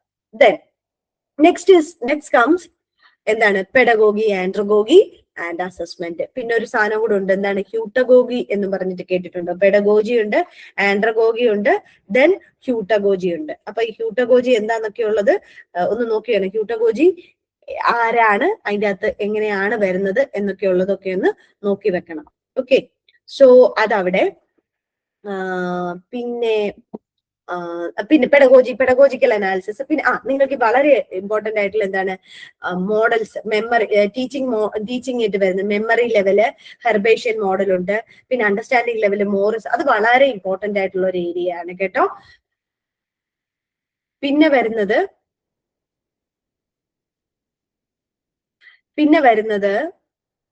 ആൻഡ്രഗോഗി. ആൻഡ്രഗോഗി എന്ന് പറഞ്ഞാൽ അറിയില്ല, അഡൽട്ടിൻ്റെതാണ് ആൻഡ്രഗോഗി എന്നെടുത്ത് പറയുന്നത്. ഓക്കെ, ദെൻ കംസ് അടുത്തത് വരുന്നത് അസസ്മെന്റ്. പെഡഗോഗി, ആൻഡ്രഗോഗി ആൻഡ് അസസ്മെന്റ് എന്നാണ് നമ്മൾ പറയുന്നത്. സോ അപ്പൊ അവിടെ അസസ്മെന്റ് എന്ന് പറഞ്ഞാൽ meaning, nature, perspective, then relation between objectives and outcomes, assessment. പിന്നെ ആൻഡേഴ്സൺ, ക്രാത്തോൾ, നിങ്ങൾ ഓൾറെഡി പഠിച്ചിട്ടുള്ളതാണ് ഇതെല്ലാം. ഇത് നിങ്ങൾക്ക് ഈ പേരൊക്കെ കേൾക്കുമ്പോഴത്തേക്കുമാണ് ഈ പ്രശ്നം വരുന്നത്. ടാക്സോണമി എന്ന് പറഞ്ഞിട്ട് ഒരു ഇതില് ഉൾപ്പെടുത്തി നമ്മൾ പഠിച്ചിട്ടുണ്ട് ഇതെല്ലാം. ടാക്സോണമി, ബ്ലൂംസ് ടാക്സോണമി എന്നൊക്കെ പറഞ്ഞ് പഠിച്ചിട്ടുള്ള അതേ ഏരിയകളെ തന്നെ വേറൊരു രീതിയിൽ ഇവരിവിടെ അവതരിപ്പിച്ചു എന്നേ ഉള്ളൂ. പിന്നെ assessment in pedagogy of education, feedback devices, types, criteria, guidance as feedback devices, assessment of portfolios, reflective journal, field engagement using rubrics. Rubrics mainly നമ്മൾ യൂസ് ചെയ്യുന്നത് ക്വാളിറ്റേറ്റീവ് റിസർച്ചിനാണ്. സോ ഇങ്ങനെയുള്ള കുറെ കാര്യങ്ങൾ നോക്കണം. പിന്നെ ആൻഡ്രഗോഗിയിൽ എന്തൊക്കെ അസസ്മെന്റ്, ഫ്ലാൻഡേഴ്സ് ഇന്ററാക്ഷൻ അനാലിസിസ്, ഇതൊക്കെ നിങ്ങൾ ഓൾറെഡി കമ്മ്യൂണിക്കേഷൻ്റെ അകത്ത് വരുന്നതാണ്. Flanders interaction analysis, Galloway's system of interaction analysis, class റൂമിന്റെ അനാലിസിസ് ആണ് ഇതെല്ലാം. Metrics, product process and precise criteria, ഇതൊക്കെ വരുന്ന കുറേ കാര്യങ്ങൾ അസസ്മെന്റ് എന്നുള്ള ഏരിയക്കകത്ത് ഉൾപ്പെടുത്തി പഠിക്കും. ആൻഡ്രഗോഗിയുടെ അസസ്മെന്റ് ആണ് ഇത് വരിക. ദെൻ അടുത്തത് very important ICT, that is technology in or for education എന്ന് പറഞ്ഞ അത്. അതിൻ്റെ അകത്ത് വരുന്ന ഒരുപാട് പേരുണ്ട്. കൺസ്ട്രക്റ്റിവിസ്റ്റ് തിയറിസ്റ്റിന്റെ, അവരുടെ ഇൻസ്ട്രക്ഷണൽ ഡിസൈൻ ഡെവലപ്മെന്റിന്റെ കാര്യം, സ്കിന്നർ, ബിയാഷെ, ഓസുബൽ, ബ്രൂണർ, വൈക്കോവസ്കി, ഇവരെ പറ്റിയൊക്കെ കാര്യങ്ങൾ പറഞ്ഞു. പിന്നെ ICT അതായത് ഇൻഫർമേഷൻ ആൻഡ് കമ്മ്യൂണിക്കേഷൻ ടെക്നോളജിയെ പറ്റിയിട്ടുള്ള ഒരുപാട് കാര്യങ്ങൾ പറയുന്ന ഒരു യൂണിറ്റ്. പിന്നെ അതിൻ്റെ അകത്ത് സിസ്റ്റം അപ്രോച്ച്, പിന്നെ ഡിസൈൻ, ഇൻസ്ട്രക്ഷണൽ ഡിസൈൻ ഉണ്ടാക്കുന്ന models, ADDIE model, ASSURE model, Dick and Carey model, പിന്നെ മാൻസൺസ്, പിന്നെ ഗാഗ്നയുടെ 9 ഇവന്റ്സ് അല്ലെ. പിന്നെ 5E മാറി, 7E മാറി, 9E ഉള്ള ആ ഒരു ഇതൊക്കെ പറയുന്നുണ്ട്. 5Es മാത്രമല്ല 7E ഉണ്ട്, 9E ഉണ്ട്. അതും കൂടി ഒന്ന് നോക്കി വെച്ചേക്കണം. ഇലാബറേറ്റ്, എക്സ്പ്ലോർ എന്നൊക്കെ പറഞ്ഞിട്ട് വരുന്നത്. പിന്നെ അടുത്ത് എന്താണ്, computer assisted instruction, computer assisted learning, CBT, computer based technology teaching, ഇതൊക്കെ വരുന്ന ആ ഒരു കമ്പ്യൂട്ടർ റിലേറ്റഡ് ആയിട്ടുള്ള ഏരിയ. പിന്നെ ഓഫ്ലൈൻ ഓൺലൈൻ ബ്ലെൻഡഡ് ലേണിംഗ്, ഇങ്ങനെയുള്ള കാര്യങ്ങളെല്ലാം ടെക്നോളജി. പിന്നെ എമർജിംഗ് ട്രെൻഡ്സ്, പിന്നെ 2.0 വെബ് 2.0യുടെ ക്വസ്റ്റ്യൻ ഒരിക്കലുണ്ടായിരുന്നു, ഓൾറെഡി ചോദിച്ചത്. എനിക്കിപ്പോ ഓർമ്മ വരുന്ന ഓരോന്ന് ഞാനങ്ങ് പറയുകയാണ്. സോ അപ്പോൾ ഇതാണ് 8ാമത്തെ യൂണിറ്റ്. പിന്നെ ICT in evaluation, okay, administration, portfolio, ICT for research, online repositories and online libraries, online and offline assessment tools, survey tools, test generators, concept development, അവരുടെ ബേസിക് കാര്യങ്ങളാണ് നമ്മൾ അവിടെ നോക്കേണ്ടത്. ദെൻ അടുത്തത് education management, administration and leadership. അത് കുറെ SWOT analysis വരുന്നത്. പിന്നെ അതുപോലെ തന്നെ പോസ്റ്റ് കോബ്. ഈ പോസ്റ്റ് കോബിന് പോസ്റ്റ് ഡി കോബ് ആണ്. ഇതിന്റെ എക്സ്പാൻഷൻ ചോദിച്ചുകൊണ്ട് ഒരുപാട് തവണ ക്വസ്റ്റ്യൻ കണ്ടിട്ടുണ്ട്. ഈ പിന്നെ പെർട്ടിന്റെയും ചോദ്യങ്ങൾ റെഗുലർ ആയിട്ട് വരുന്ന കുറെ ഏരിയകളാണ്. ഒന്ന് സ്വോട്ട്, പോസ്റ്റ് കോബ്, പിന്നെ പേർട്ട്. ഈ ഒരു ഏരിയനെ കുറെ തവണകള് ആയിട്ട് ഈ ഒരു മൂന്ന് സംഭവങ്ങൾ വെച്ച് ചോദ്യങ്ങൾ ഒരുപാട് തവണ കണ്ടിട്ടുണ്ട്. Then leadership in educational administration, meaning nature, അങ്ങനെയുള്ള കുറെ കാര്യങ്ങൾ പോകുന്നത്. പിന്നെ പലതരത്തിലുള്ള ലീഡർഷിപ്പിന്റെ മോഡൽസിനെ പറ്റി. പിന്നെ അടുത്തത് വരുന്ന concept of quality in education. Okay, അപ്പൊ ആ ഒരു TQM ഒക്കെ, total quality management, 6 sigma projects, ഇങ്ങനെയുള്ള കുറെ കാര്യങ്ങൾ വരുന്ന ഒരു ഏരിയ. പിന്നെ വരുന്നത് ചേഞ്ച് മാനേജ്മെന്റ്. ഇതെല്ലാം ലീഡർഷിപ്പിന്റെ, അഡ്മിനിസ്ട്രേഷൻ, എഡ്യൂക്കേഷൻ മാനേജ്മെന്റിന്റെ അണ്ടറിൽ വരുന്ന കുറെ കാര്യങ്ങൾ. അവയ്ക്ക് കൊടുക്കുന്ന ഇപ്പൊ national accreditation and assessment council മാറി ഇപ്പൊ ഹയർ എഡ്യൂക്കേഷന് വേറെ ഒരുപാട് തരത്തിലുള്ള പരഖ് എന്നൊക്കെ പറഞ്ഞ കുറെ സംഭവങ്ങളൊക്കെ വന്നിട്ടുണ്ട്. അതൊക്കെ എന്തൊക്കെയാണെന്നൊക്കെ ഉള്ളത് നോക്കണം. ഓൾറെഡി നമ്മൾ ഡിസ്കസ് ചെയ്യുന്നുണ്ട്. ഇനി വരുന്ന ക്ലാസ്സുകളിൽ നമ്മൾ ഡിസ്കസ് ചെയ്യും. പക്ഷെ ഞാൻ ജസ്റ്റ് പറഞ്ഞു വന്ന സമയത്ത് ഇതൊക്കെ ഒന്ന് ഓർത്തിരിക്കണം. ജസ്റ്റ് പോയിന്റ് പോട്ട് ചെയ്യുമ്പോൾ നിങ്ങൾ ഇങ്ങനെയൊക്കെ ഉള്ളതുണ്ട് എന്നൊന്ന് ഓർത്ത് വെച്ചേക്കണം. ദെൻ പിന്നെ വരുന്ന വളരെ ഇമ്പോർട്ടന്റ് ആയിട്ടുള്ള ഒരു ഏരിയ ഇൻക്ലൂസീവ് എഡ്യൂക്കേഷൻ. ഇവിടെയും സെയിം കണ്ട ഇയർ, ഓരോ ഇൻക്ലൂസീവ് എഡ്യൂക്കേഷന്റെ ഇയർ പറഞ്ഞു ചോദിച്ചു. നമ്മൾ ഇതിന് മുമ്പ്, അതായത് ഇപ്പൊ 2020 ക്ലാസ്, 2025 എക്സാമിനുള്ള ക്ലാസ് നമ്മൾ കണ്ടക്ട് ചെയ്ത സമയത്ത് വളരെ സ്പെസിഫിക് ആയിട്ടുള്ള കുറച്ച് ഏരിയ, അതായത് ഇൻക്ലൂസീവ് എഡ്യൂക്കേഷന്റെ കുറച്ച് ഏരിയകൾ മാത്രം എടുത്ത് ഇതുപോലെ ഇയറും പറഞ്ഞ് ഇങ്ങനെയൊക്കെ ചോദിക്കാൻ സാധ്യതയുണ്ട് എന്ന് പറഞ്ഞിട്ട് നമ്മുടെ ക്വസ്റ്റ്യൻ പേപ്പർ അല്ലല്ലോ, എക്സാമിന് മുമ്പുള്ള ഒരു റിവിഷൻ ക്ലാസ് ഉണ്ടായിരുന്നു. ഫൈനൽ റിവിഷൻ എന്ന് പറഞ്ഞിട്ടുള്ള ഒരു ക്ലാസ്, ആ മാരത്തൺ പറയുന്ന പോലെ. സോ അപ്പൊ അവിടെ നമ്മൾ ഇത് ജസ്റ്റ് ഈ ഇൻക്ലൂസീവ് എഡ്യൂക്കേഷന്റെ കുറച്ച് ഏറെ കാര്യങ്ങൾ അന്ന് ജസ്റ്റ് ഒന്ന് ഡിസ്കസ് ചെയ്തു പോയി. ഇതുപോലെ ഇയർ മേ ബി അന്ന് ജോയിൻ ചെയ്തിട്ടുള്ള കുട്ടികൾ ഇപ്പോൾ ഉണ്ടെങ്കിൽ അറിയാം. പക്ഷേ ഇൻക്ലൂസീവ് എഡ്യൂക്കേഷൻ ആ ഏരിയ നമ്മൾ ഡിസ്കസ് ചെയ്തു പോയ ഒരുമാതിരിപ്പെട്ട ചോദ്യങ്ങളെല്ലാം ചോദിച്ചു. എന്നുവെച്ചാൽ അത്ര ഇമ്പോർട്ടന്റ് ആയിട്ടുള്ള ഒരു ഏരിയ ആണ് ഇൻക്ലൂസീവ് എഡ്യൂക്കേഷൻ. എപ്പോഴും അപ്ഡേഷൻ നടക്കുന്ന ഒരു ഏരിയ ആണ് ഇൻക്ലൂസീവ് എഡ്യൂക്കേഷൻ. സോ അപ്പൊ അവിടെ വളരെ സീരിയസ് ആയിട്ട് നമ്മൾ പഠിക്കണം. ഓക്കെ സാർ, ഇപ്പം ഇതൊക്കെ കഴിഞ്ഞിട്ട് വരുന്നുണ്ട്. ഇതിപ്പം ഈ സിലബസ് വന്നിട്ട് കുറച്ച് നാളായില്ലേ. അപ്പൊ അതിനുശേഷം ഒരുപാട് അപ്ഡേഷൻസ് ആഡ് ചെയ്തിട്ടുണ്ട്. അതുകൂടെ ചേർത്ത് വെച്ചിട്ട് വേണം ഇൻക്ലൂസീവ് എഡ്യൂക്കേഷൻ നോക്കാൻ. ദെൻ കോൺസെപ്റ്റ് ഇമ്പയർമെന്റ്, പലതരത്തിലുള്ള ഡിസബിലിറ്റീസിനെ പറ്റി പറയുന്നു. ദെൻ കംസ് ഈ ഇൻക്ലൂസീവ് എഡ്യൂക്കേഷന്റെ പ്ലാനിങ്, ഇൻക്ലൂസീവ് ക്ലാസ് റൂം എങ്ങനെ പ്ലാൻ ചെയ്ത് മാനേജ് ചെയ്യണം എന്നുള്ള കാര്യം, പിന്നെ അവരുടെ ബാരിയേഴ്സ്. സോ ഇത് ഇങ്ങനെ വരുന്ന 10 യൂണിറ്റ് ഉള്ള 4 ഇത് വരും. അതായത് 4 സബ് യൂണിറ്റ്സ് വീതമുള്ള 10 യൂണിറ്റുകളാണ് നമുക്ക് UGCയുടെ നെറ്റ് എക്സാമിന് എഡ്യൂക്കേഷന്റെ പേപ്പർ 2. എല്ലാ പേപ്പറിലും ഇങ്ങനെയാണ്. ഇപ്പൊ പേപ്പർ 2 ഇങ്ങനെയാണ് ഉള്ളത്. പേപ്പർ 1 അതേപോലെ തന്നെ 10 യൂണിറ്റുകൾ ഉണ്ടാകും. അവിടെ കമ്മ്യൂണിക്കേഷൻ ഉണ്ട്. പിന്നെ അതുപോലെ തന്നെ റിസർച്ചിനെ പറ്റിയിട്ട് കുറച്ച് കാര്യങ്ങൾ പറയുന്ന ഒരു യൂണിറ്റ് ഉണ്ട്. നമുക്ക് അതുകൊണ്ടൊരു വലിയ അഡ്വാൻറ്റേജ് ഉണ്ട്. നമുക്ക് പേപ്പർ 1 റിസർച്ചിന്റെ യൂണിറ്റ് പേപ്പർ ഉണ്ട്. പേപ്പർ 2 ഇലാബറേറ്റ് ആയിട്ട് പറയുന്നുണ്ട്. അപ്പൊ ഫലത്തിൽ നമുക്ക് പേപ്പർ 1 നമുക്ക് 9 യൂണിറ്റ് പഠിച്ചാൽ മതി. കാരണം പിന്നെ അതുപോലെ തന്നെ അവിടെ ഈ ടീച്ചിങ്ങിന്റെ കുറച്ച് കാര്യം, ടീച്ചിങ് മെത്തേഡ്സ് എന്നൊക്കെ പറഞ്ഞിട്ടുള്ള ഒരു യൂണിറ്റ് ഉണ്ട് അവിടെ പേപ്പർ 1 നമ്മൾ ഓൾറെഡി സീരിയസ് ആയിട്ട് ടീച്ചിങ് മെത്തേഡ് പഠിക്കുന്നു. അപ്പൊ ഫലത്തിൽ നമുക്ക് 8 യൂണിറ്റ് പേപ്പർ 1 പഠിച്ചാൽ മതി. കാരണം ബാക്കി ഓൾറെഡി നമ്മൾ നമ്മുടെ ഇവിടെ ഉൾപ്പെടുത്തി പഠിക്കുന്നവയാണ്. ഓക്കെ, സോ ഇത്രയുമാണ് നമ്മൾ യൂണിറ്റ്സുകളെ പറ്റി പറയാനുള്ളത്. അപ്പോൾ നമുക്കിനി നേരെ കുറച്ച് സെലക്ടഡ് ക്വസ്റ്റ്യൻസ് ഞാൻ എടുത്തിട്ടുണ്ട്. എല്ലാ യൂണിറ്റുകളിൽ നിന്നുള്ള കുറച്ച് സെലക്ടഡ് ക്വസ്റ്റ്യൻസ് നമ്മൾ എടുത്തിട്ടുണ്ട്, ജസ്റ്റ് ഫോർ എ റിഫ്രഷ്മെന്റ് എന്നുള്ള രീതിയിൽ. അപ്പൊ ആ ക്വസ്റ്റ്യൻസും കൂടി നമുക്കൊന്ന് നോക്കാം. ഓക്കെ, സോ ഇതിപ്പോ ഫസ്റ്റ് യൂണിറ്റിന്റെ ഏരിയയിൽ നിന്ന് വരുന്നതാണ്. ഫസ്റ്റ് യൂണിറ്റ് വരുന്ന ആ ഒരു ഏരിയയിൽ നിന്ന് വരുന്നതാണ്. According to Marx's theory curriculum is. മാർക്സിന്റെ മാർക്ക്, അതായത് നമ്മൾ ഓൾറെഡി ഫസ്റ്റ് യൂണിറ്റ് നമ്മൾ പറയുന്നുണ്ട് മാർക്സിസം, അതായത് ഫിലോസഫി എന്നുള്ള യൂണിറ്റില് വെസ്റ്റേൺ സ്കൂൾസ് ഓഫ് ഫിലോസഫിക്കകത്ത് വരുന്നതാണ് ഈ മാർക്സിസം. ഓക്കെ, സോ അവരെ എന്താണ് മാർക്സ് തിയറി അനുസരിച്ച്, മാർക്സിസ്റ്റ് തിയറി അനുസരിച്ച് കരിക്കുലം എന്ന് പറയുന്നത്?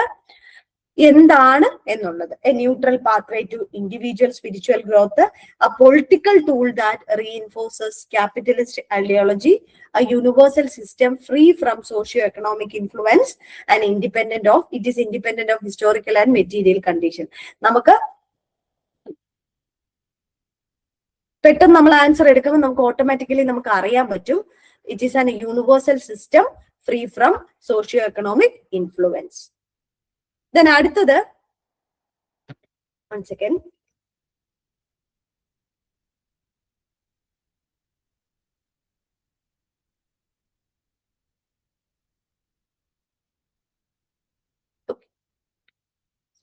സോറി എടുത്തോട്ടെ.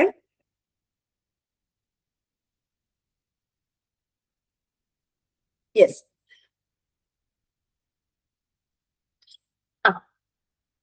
next, Swami Vivekananda's philosophy of education emphasizes. Swami Vivekanandan, Swami Padum, our first unit in the area in Varnana. Swami Vivekananda's philosophy of education emphasizes material prosperity and industrial skills, then strength, character building, spiritual development, and man-making education. Then rote memorization and disciplinary conformity, purely utilitarian curriculum. ഇവിടെ എന്താണ് വരുന്നത്? Man making ആയിരിക്കണം അല്ലെ. Education is the manifestation of divine perfections within the man എന്നുള്ള അല്ലെങ്കിൽ within A person എന്നുള്ള രീതിയിലാണ് സ്വാമി വിവേകാനന്ദൻ എഡ്യൂക്കേഷനെ പറഞ്ഞിട്ടുള്ളത് അല്ലെ. സോ അപ്പോ എന്തായിരിക്കും philosophy of education? Which is strength, character building, spiritual development and man making education ആണ് അവിടെ പറയുന്നത്. ഓക്കെ, നെക്സ്റ്റ് ക്വസ്റ്റ്യൻ വരുന്നത് നോക്കൂ. അപ്പൊ ഇത് ആദ്യത്തെ യൂണിറ്റിലെ 2 ക്വസ്റ്റ്യൻ നമ്മൾ അവിടെ ഡിസ്കസ് ചെയ്തു. ഇനി നെക്സ്റ്റ് വരുന്നത് ദ സെക്കൻഡറി എഡ്യൂക്കേഷൻ കമ്മീഷൻ. അത് ഏത് യൂണിറ്റ് വരും? സെക്കൻഡ് യൂണിറ്റ് വരും അല്ലെ. History, politics and economics of education എന്നുള്ള അതിന്റെ ഫസ്റ്റ് സബ് യൂണിറ്റിൽ വരുന്ന ഏരിയ ആണ് ഈ പറഞ്ഞ സെക്കൻഡറി എഡ്യൂക്കേഷൻ കമ്മീഷൻ. അതിനെ മുതലിയാർ കമ്മീഷൻ എന്നൊക്കെ നമ്മൾ പറയാറുണ്ട് അല്ലെ. 1953 വന്നതാണ്. സെക്കൻഡറി എഡ്യൂക്കേഷനെ പ്രൊമോട്ട് ചെയ്യുക എന്നുള്ള ഉദ്ദേശത്തിൽ. Which of the following as a core requirement for improving secondary education. അവിടെ പറയുന്നത് examination reforms only, then professional training and status upliftment of secondary school teachers, then digital literacy in the classroom, complete centralisation of curriculum. Secondary education ശരിക്കും എന്താണ്? Secondary school അവിടെ എന്ത് development ഉണ്ടാക്കണം എന്നുള്ളതാണ് പറയുന്നത്. ഇവിടെ എക്സാമിനേഷൻ റിഫോംസ് ഒന്നും അല്ല അവിടെ പറഞ്ഞിരിക്കുന്നത്. ഡിജിറ്റൽ ലിറ്ററസിയെ പറ്റിയിട്ടുള്ള കാര്യങ്ങളൊന്നും അവിടെ ഡിസ്കസ് ചെയ്തിട്ടില്ല. കംപ്ലീറ്റ് സെൻട്രലൈസേഷൻ ഓഫ് കരിക്കുലവും നമ്മൾ അവിടെ പറയുന്നില്ല. പകരം അവിടെ എന്താണ്? ടീച്ചേഴ്സിന് പ്രൊഫഷണൽ ട്രെയിനിങ് കൊടുക്കണം and thereby we need to uplift the status of secondary school teachers എന്ന് പറയുന്നുണ്ട്. സോ അതാണ് അവിടെ സെക്കൻഡറി സ്കൂൾ കമ്മീഷനെ പറ്റി പറയേണ്ടത്. ഞാൻ പറയാം, ഇത് അതിന്റെയൊക്കെ ഒബ്ജക്റ്റീവ്സും പോയിന്റ്സും ആയിട്ടുള്ളത് ഒന്ന് എടുത്തു വെച്ച് പഠിച്ചാൽ മതി. അതിനകത്ത് ഉണ്ടാകും. കാരണം ഇവയ്ക്കൊക്കെ വളരെ സ്പെസിഫിക് ആയിട്ടുള്ള ഒബ്ജക്റ്റീവ്സ് തന്നെ ഉണ്ട് ഓരോന്നിനും. ഈവൻ ഇത് പറയുമ്പോൾ നമ്മൾ കോത്താരി കമ്മീഷൻ ഒന്ന് നോക്കി പോണം. അതുപോലെ തന്നെ എന്താണ്, ജനാർദ്ദന റെഡ്ഡി കമ്മീഷൻ ഉണ്ട്. പിന്നെ അതുപോലെ തന്നെ NCT, അതായത് നാഷണൽ പോളിസി ഓൺ എഡ്യൂക്കേഷൻ ഉണ്ട്. NP 1986 ഉണ്ട്. ഇവയുടെ ഒക്കെ കാര്യങ്ങൾ നമ്മൾ അവിടെ ഒന്ന് നോക്കിപ്പോണം. പിന്നെ ഇത് നേരെ തിരിച്ചു വന്ന് national council for teacher education, national NCF, national council for teacher education 2009 വന്നു. Then proposed teacher education reforms based on എന്തിനെ ബേസ് ചെയ്തിട്ടാണ് വന്നത് എന്നാണ് ചോദ്യം. Market driven models, behaviouristic learning principle, then constructivist reflective teaching practices, purely theoretical component. നമുക്ക് ഇവിടെ already അറിയാം constructivist and reflective teaching പ്രാക്ടീസസിനെ ബേസ് ചെയ്തിട്ടാണ് NCFT, നാഷണൽ കൗൺസിൽ എന്താണ് curriculum framework for teacher education. NCF already ഉണ്ട്. അല്ലാതെ NCF നമ്മുടെ 2005 ഉണ്ട്. അത് national curriculum framework for school എന്നൊക്കെയുള്ള രീതിയിലാണ്. അതായത് എന്താണ്, ലേണിംഗ് വിത്തൗട്ട് ബർഡൻ ഒക്കെ ഉൾപ്പെടുത്തി പറയുന്നത്. ഇവിടെ national curriculum framework for teacher education പറയുന്നത് കൺസ്ട്രക്റ്റിവിസ്റ്റ് ആൻഡ് റിഫ്ലക്റ്റീവ് ടീച്ചിങ് പ്രാക്ടീസസിനെ പറ്റിയിട്ടാണ്. വളരെ ഇമ്പോർട്ടന്റ് ആയിട്ടുള്ള ഒരു ഏരിയ. മാത്രമല്ല അവിടെ ഒരു ഇയറും നമുക്ക് കിട്ടി. 2009 എന്ത് national council for teacher education വന്നത് എന്നുള്ളത്. Then, which report strongly emphasizes linkage between theory and practicum in teacher education? Very important. ഏത് റിപ്പോർട്ടാണ് എന്താണ് തിയറിയും പ്രാക്ടീസും തമ്മിലുള്ള ലിങ്കേജ് ടീച്ചർ എഡ്യൂക്കേഷനിൽ വേണം എന്ന് പറയുന്നത്?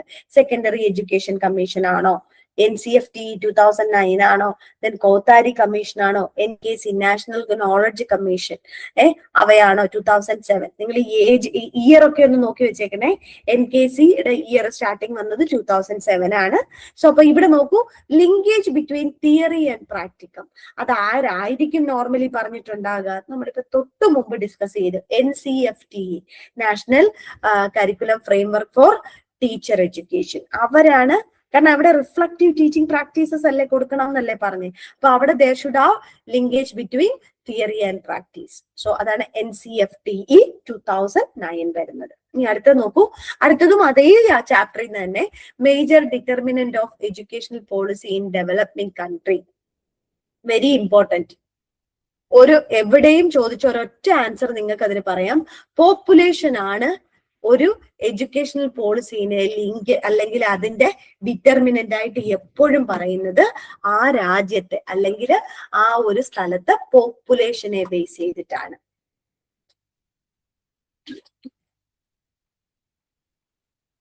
പോപ്പുലേഷൻ ആൻഡ് ഡെമോഗ്രാഫിക് നീഡ്സ്, അതായത് ആ ഒരു സ്ഥലത്ത് അവിടെ എന്തുണ്ട്, അവരുടെ നീഡ് അല്ലെങ്കിൽ അവരുടെ ആ പോപ്പുലേഷനും അങ്ങനെയുള്ള കാര്യങ്ങളെ മാത്രം ബേസ് ചെയ്തിട്ടായി. മാത്രമല്ല ഒരു മേജർ ഡിറ്റർമിനന്റ് ആയിട്ട് വരുന്നത് population growth and demographic need ആണ്. ടീച്ചർ ഡ്രസ് കോഡ് ഇല്ല, ക്ലാസ് റൂം ഫർണിച്ചർ ഇല്ല, ഹോളിഡേ സ്കെഡ്യൂൾ, അതൊക്കെ നിങ്ങൾക്ക് ഇത് ഡയറക്റ്റ് കിട്ടാവുന്നതേ ഉള്ളൂ. പക്ഷെ ഇത് ഞാൻ വളരെ ഇമ്പോർട്ടന്റ് ആയിട്ട് പറയാനായിട്ട് ആഗ്രഹിക്കുന്നതാണ്. കാരണം ഡിറ്റർമിനന്റ് എന്ന് പറയുന്നത്, എഡ്യൂക്കേഷൻ പോളിസിയുടെ ഡിറ്റർമിനന്റ് എന്ന് പറയുന്നത് for a developing country definitely അവരുടെ ഡെമോഗ്രാഫിക് നീഡ്സ് ആണ്. Population growth and demographic needs. ഇനി അടുത്ത നോക്കൂ, evaluation of policy options. Comparing policy alternative based on feasibility and impact, then immediately selecting the most popular opinion, focusing on political benefits only, ignoring financial implication. നോക്ക്, ഒരു പോളിസിയുടെ evaluation, അതിന്റെ ഓപ്ഷൻസിന് എന്ത് വേണം അല്ലെ? Comparing policy alternative based on feasibility and impact. നമ്മൾ ഒരു പോളിസിനെ evaluate ചെയ്യുന്ന സമയത്ത് there should have a feasibility ഉണ്ടാവണം. അവയുടെ ഫീസിബിലിറ്റി ആൻഡ് ഇമ്പാക്റ്റിനെ ബേസ് ചെയ്തിട്ട്, അല്ലെങ്കിൽ ആ ഒരു policy alternatives, comparing policy alternative, അതിന്റെ ഫീസിബിലിറ്റിയും അതുപോലെ തന്നെ ആ പോളിസി ഇംപ്ലിമെന്റ് ചെയ്താൽ ഉണ്ടാകാവുന്ന അല്ലെങ്കിൽ ആ പോളിസിയുടെ ഇമ്പാക്റ്റിനെ പറ്റിയിട്ടുള്ള ഒരു ഡിസ്കഷൻ ഉണ്ടാവണം. സോ ദാറ്റ് ഇസ് ആ ചോദ്യത്തിന്. ഇനി അടുത്ത നോക്കൂ, which of the following situations is best evaluated using cost effective analysis. അതും എക്കണോമിക്സ് ഓഫ് എഡ്യൂക്കേഷൻ എന്ന് പറഞ്ഞ ആ ഒരു സബ് യൂണിറ്റിൽ നിന്ന് വരുന്നതാണ് അല്ലെ. സെക്കൻഡ് യൂണിറ്റിന്റെ തന്നെ എക്കണോമിക്സ് ഓഫ് എഡ്യൂക്കേഷൻ എന്ന് പറഞ്ഞ ഒരു സബ് യൂണിറ്റിൽ ഉൾപ്പെടുത്തി പറയുന്നതാണ്. Choosing between school and employment, determining economic returns to the university graduate, comparing two literacy program with identical objective but different cost, measuring national rate of return on education.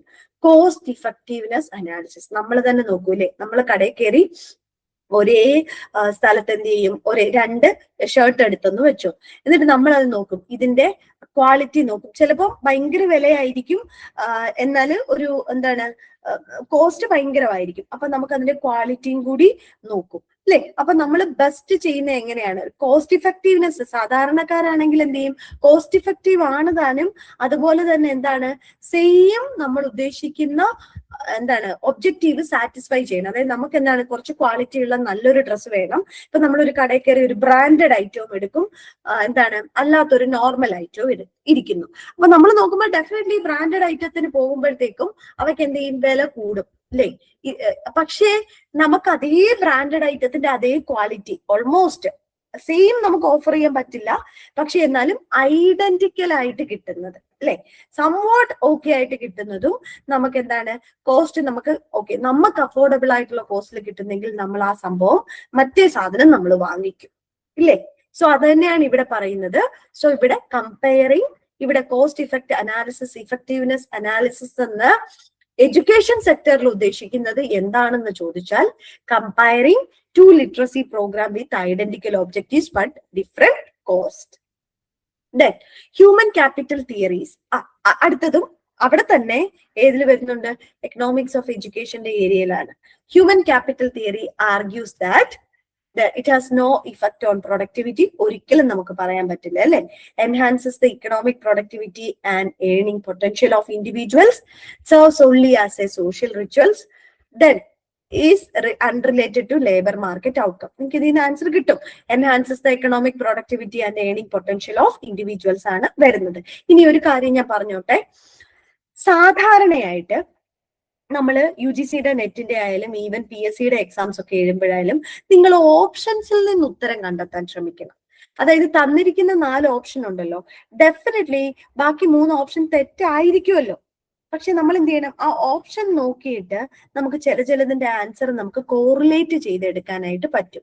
So അപ്പൊ അതും കൂടി നിങ്ങളൊന്ന് check ചെയ്തിട്ട് വേണം ഇത് എടുക്കാൻ. So അപ്പൊ അത് ഓപ്ഷൻസിൽ നമ്മൾ പറയും, നമ്മൾ ക്ലാസ് എടുക്കുമ്പോഴായാലും അല്ലെങ്കിൽ നമ്മൾ PSCയുടെ എക്സാംസിന്റെ ഒക്കെ കാര്യങ്ങൾ പറയുന്ന, അല്ലെങ്കിൽ ഏത് കോമ്പറ്റേറ്റീവ് എക്സാംസിന്റെ കാര്യത്തിൽ പറയുമ്പോഴായാലും നമ്മൾ പറയും ഓപ്ഷൻസ് നോക്കി വേണം നിങ്ങൾ ഉത്തരം എഴുതാൻ. കാരണം ചിലപ്പോൾ ആ ഓപ്ഷൻസ്, പ്രത്യേകിച്ച് മാച്ച് ദ ഫോളോയിങ് ഒക്കെ ഉണ്ടല്ലോ, ഞാൻ മാച്ച് ദ ഫോളോയിങ് ക്വസ്റ്റ്യൻസ് ഒന്നും ഞാൻ ഇതിൽ ഇട്ടില്ല.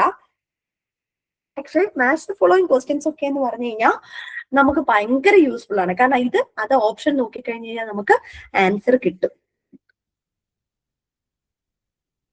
So ഇവിടെ correct answer, that is human capital theory argues that education enhances the economic productivity and earning potential of individuals. ഇനി അടുത്ത നോക്കിക്കേ, a key distinction between human capital theory and signaling theory is that നമ്മൾ വീണ്ടും ആ ഒരു ചില ഏരിയകള് നല്ല tough എന്ന് പറയുന്നതിലുപരി ഒരുപാട് നമുക്ക് പുതിയ ടേംസുകൾ, ഈ signalling theory, human capital theory, ഇവയൊക്കെ കൂടുതൽ എന്താണ് പൊളിറ്റിക്സുമായിട്ട് റിലേറ്റഡ് ആയിട്ട് അല്ലെങ്കിൽ എക്കണോമിക്സുമായിട്ട് റിലേറ്റ് ചെയ്ത് പറയുന്നത്.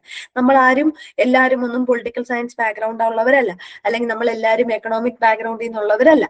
സോ അപ്പൊ അതുകൊണ്ട് തന്നെ എക്കണോമിക്സ് ബാക്ക്ഗ്രൗണ്ട് ഒന്നും ഇല്ലാത്തത് കൊണ്ട് ചില മെജോറിറ്റി ആൾക്കാർക്ക് ഈ ഒരു ഏരിയ എന്ന് പറയുന്നത് കുറച്ച് ടഫസ്റ്റ് ആയിട്ടുള്ള ഏരിയ.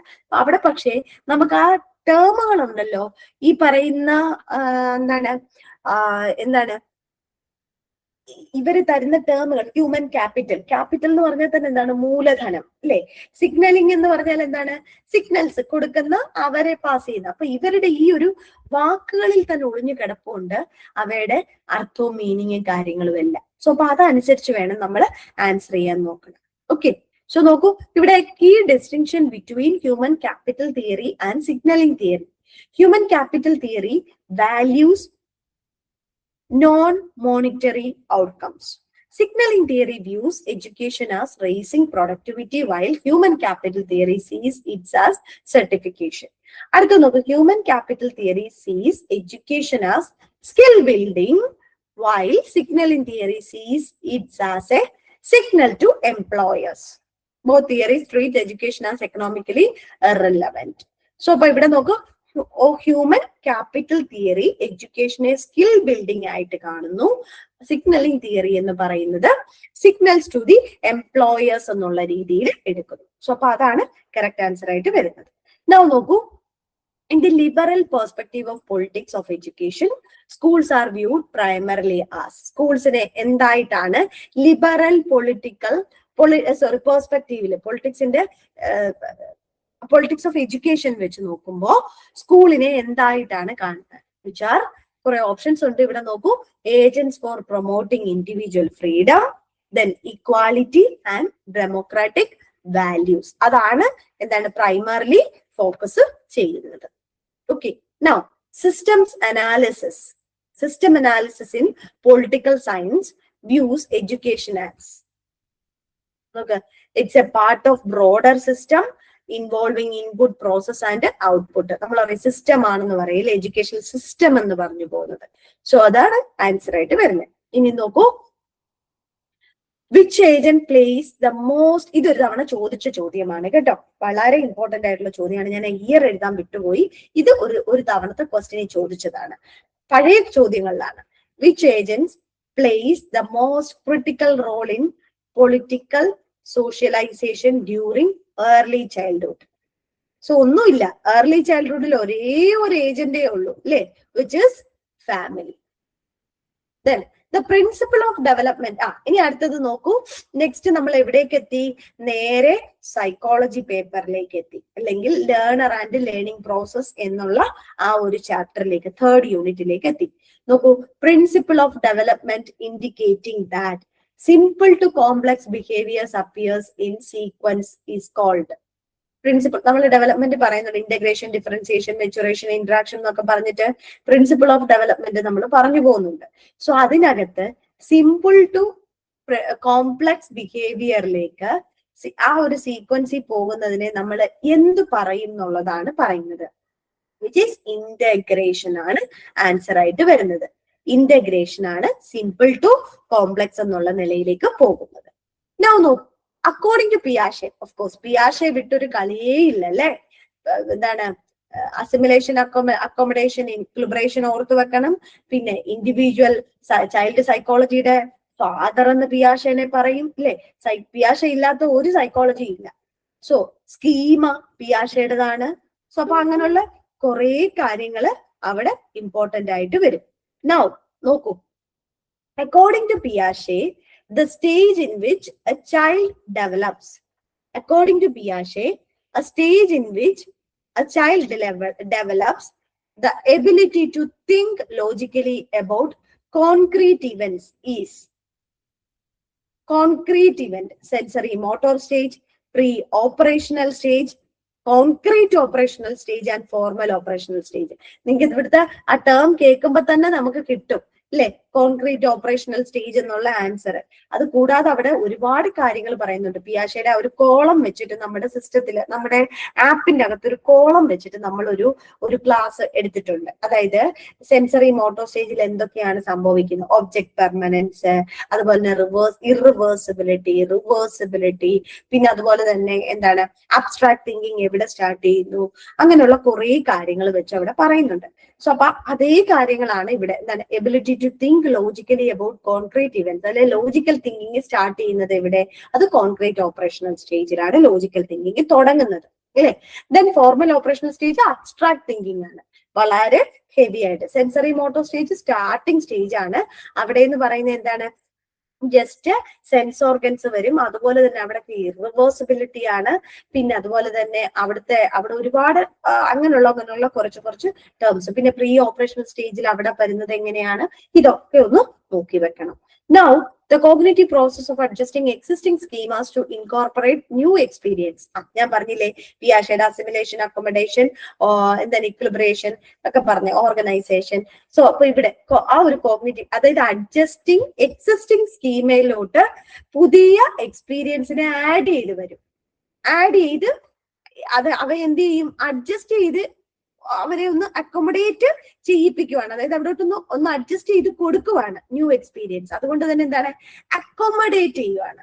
പിന്നെ അത് കഴിഞ്ഞാൽ അക്കോമഡേഷൻ വന്നു കഴിയുമ്പോൾ പുതിയൊരാൾ വന്നിരുന്ന് കഴിയുമ്പോൾ നമ്മുടെ ബെഞ്ച് അല്ലെ, ആദ്യം ഒരു 4 പേരേ ഉള്ളൂ.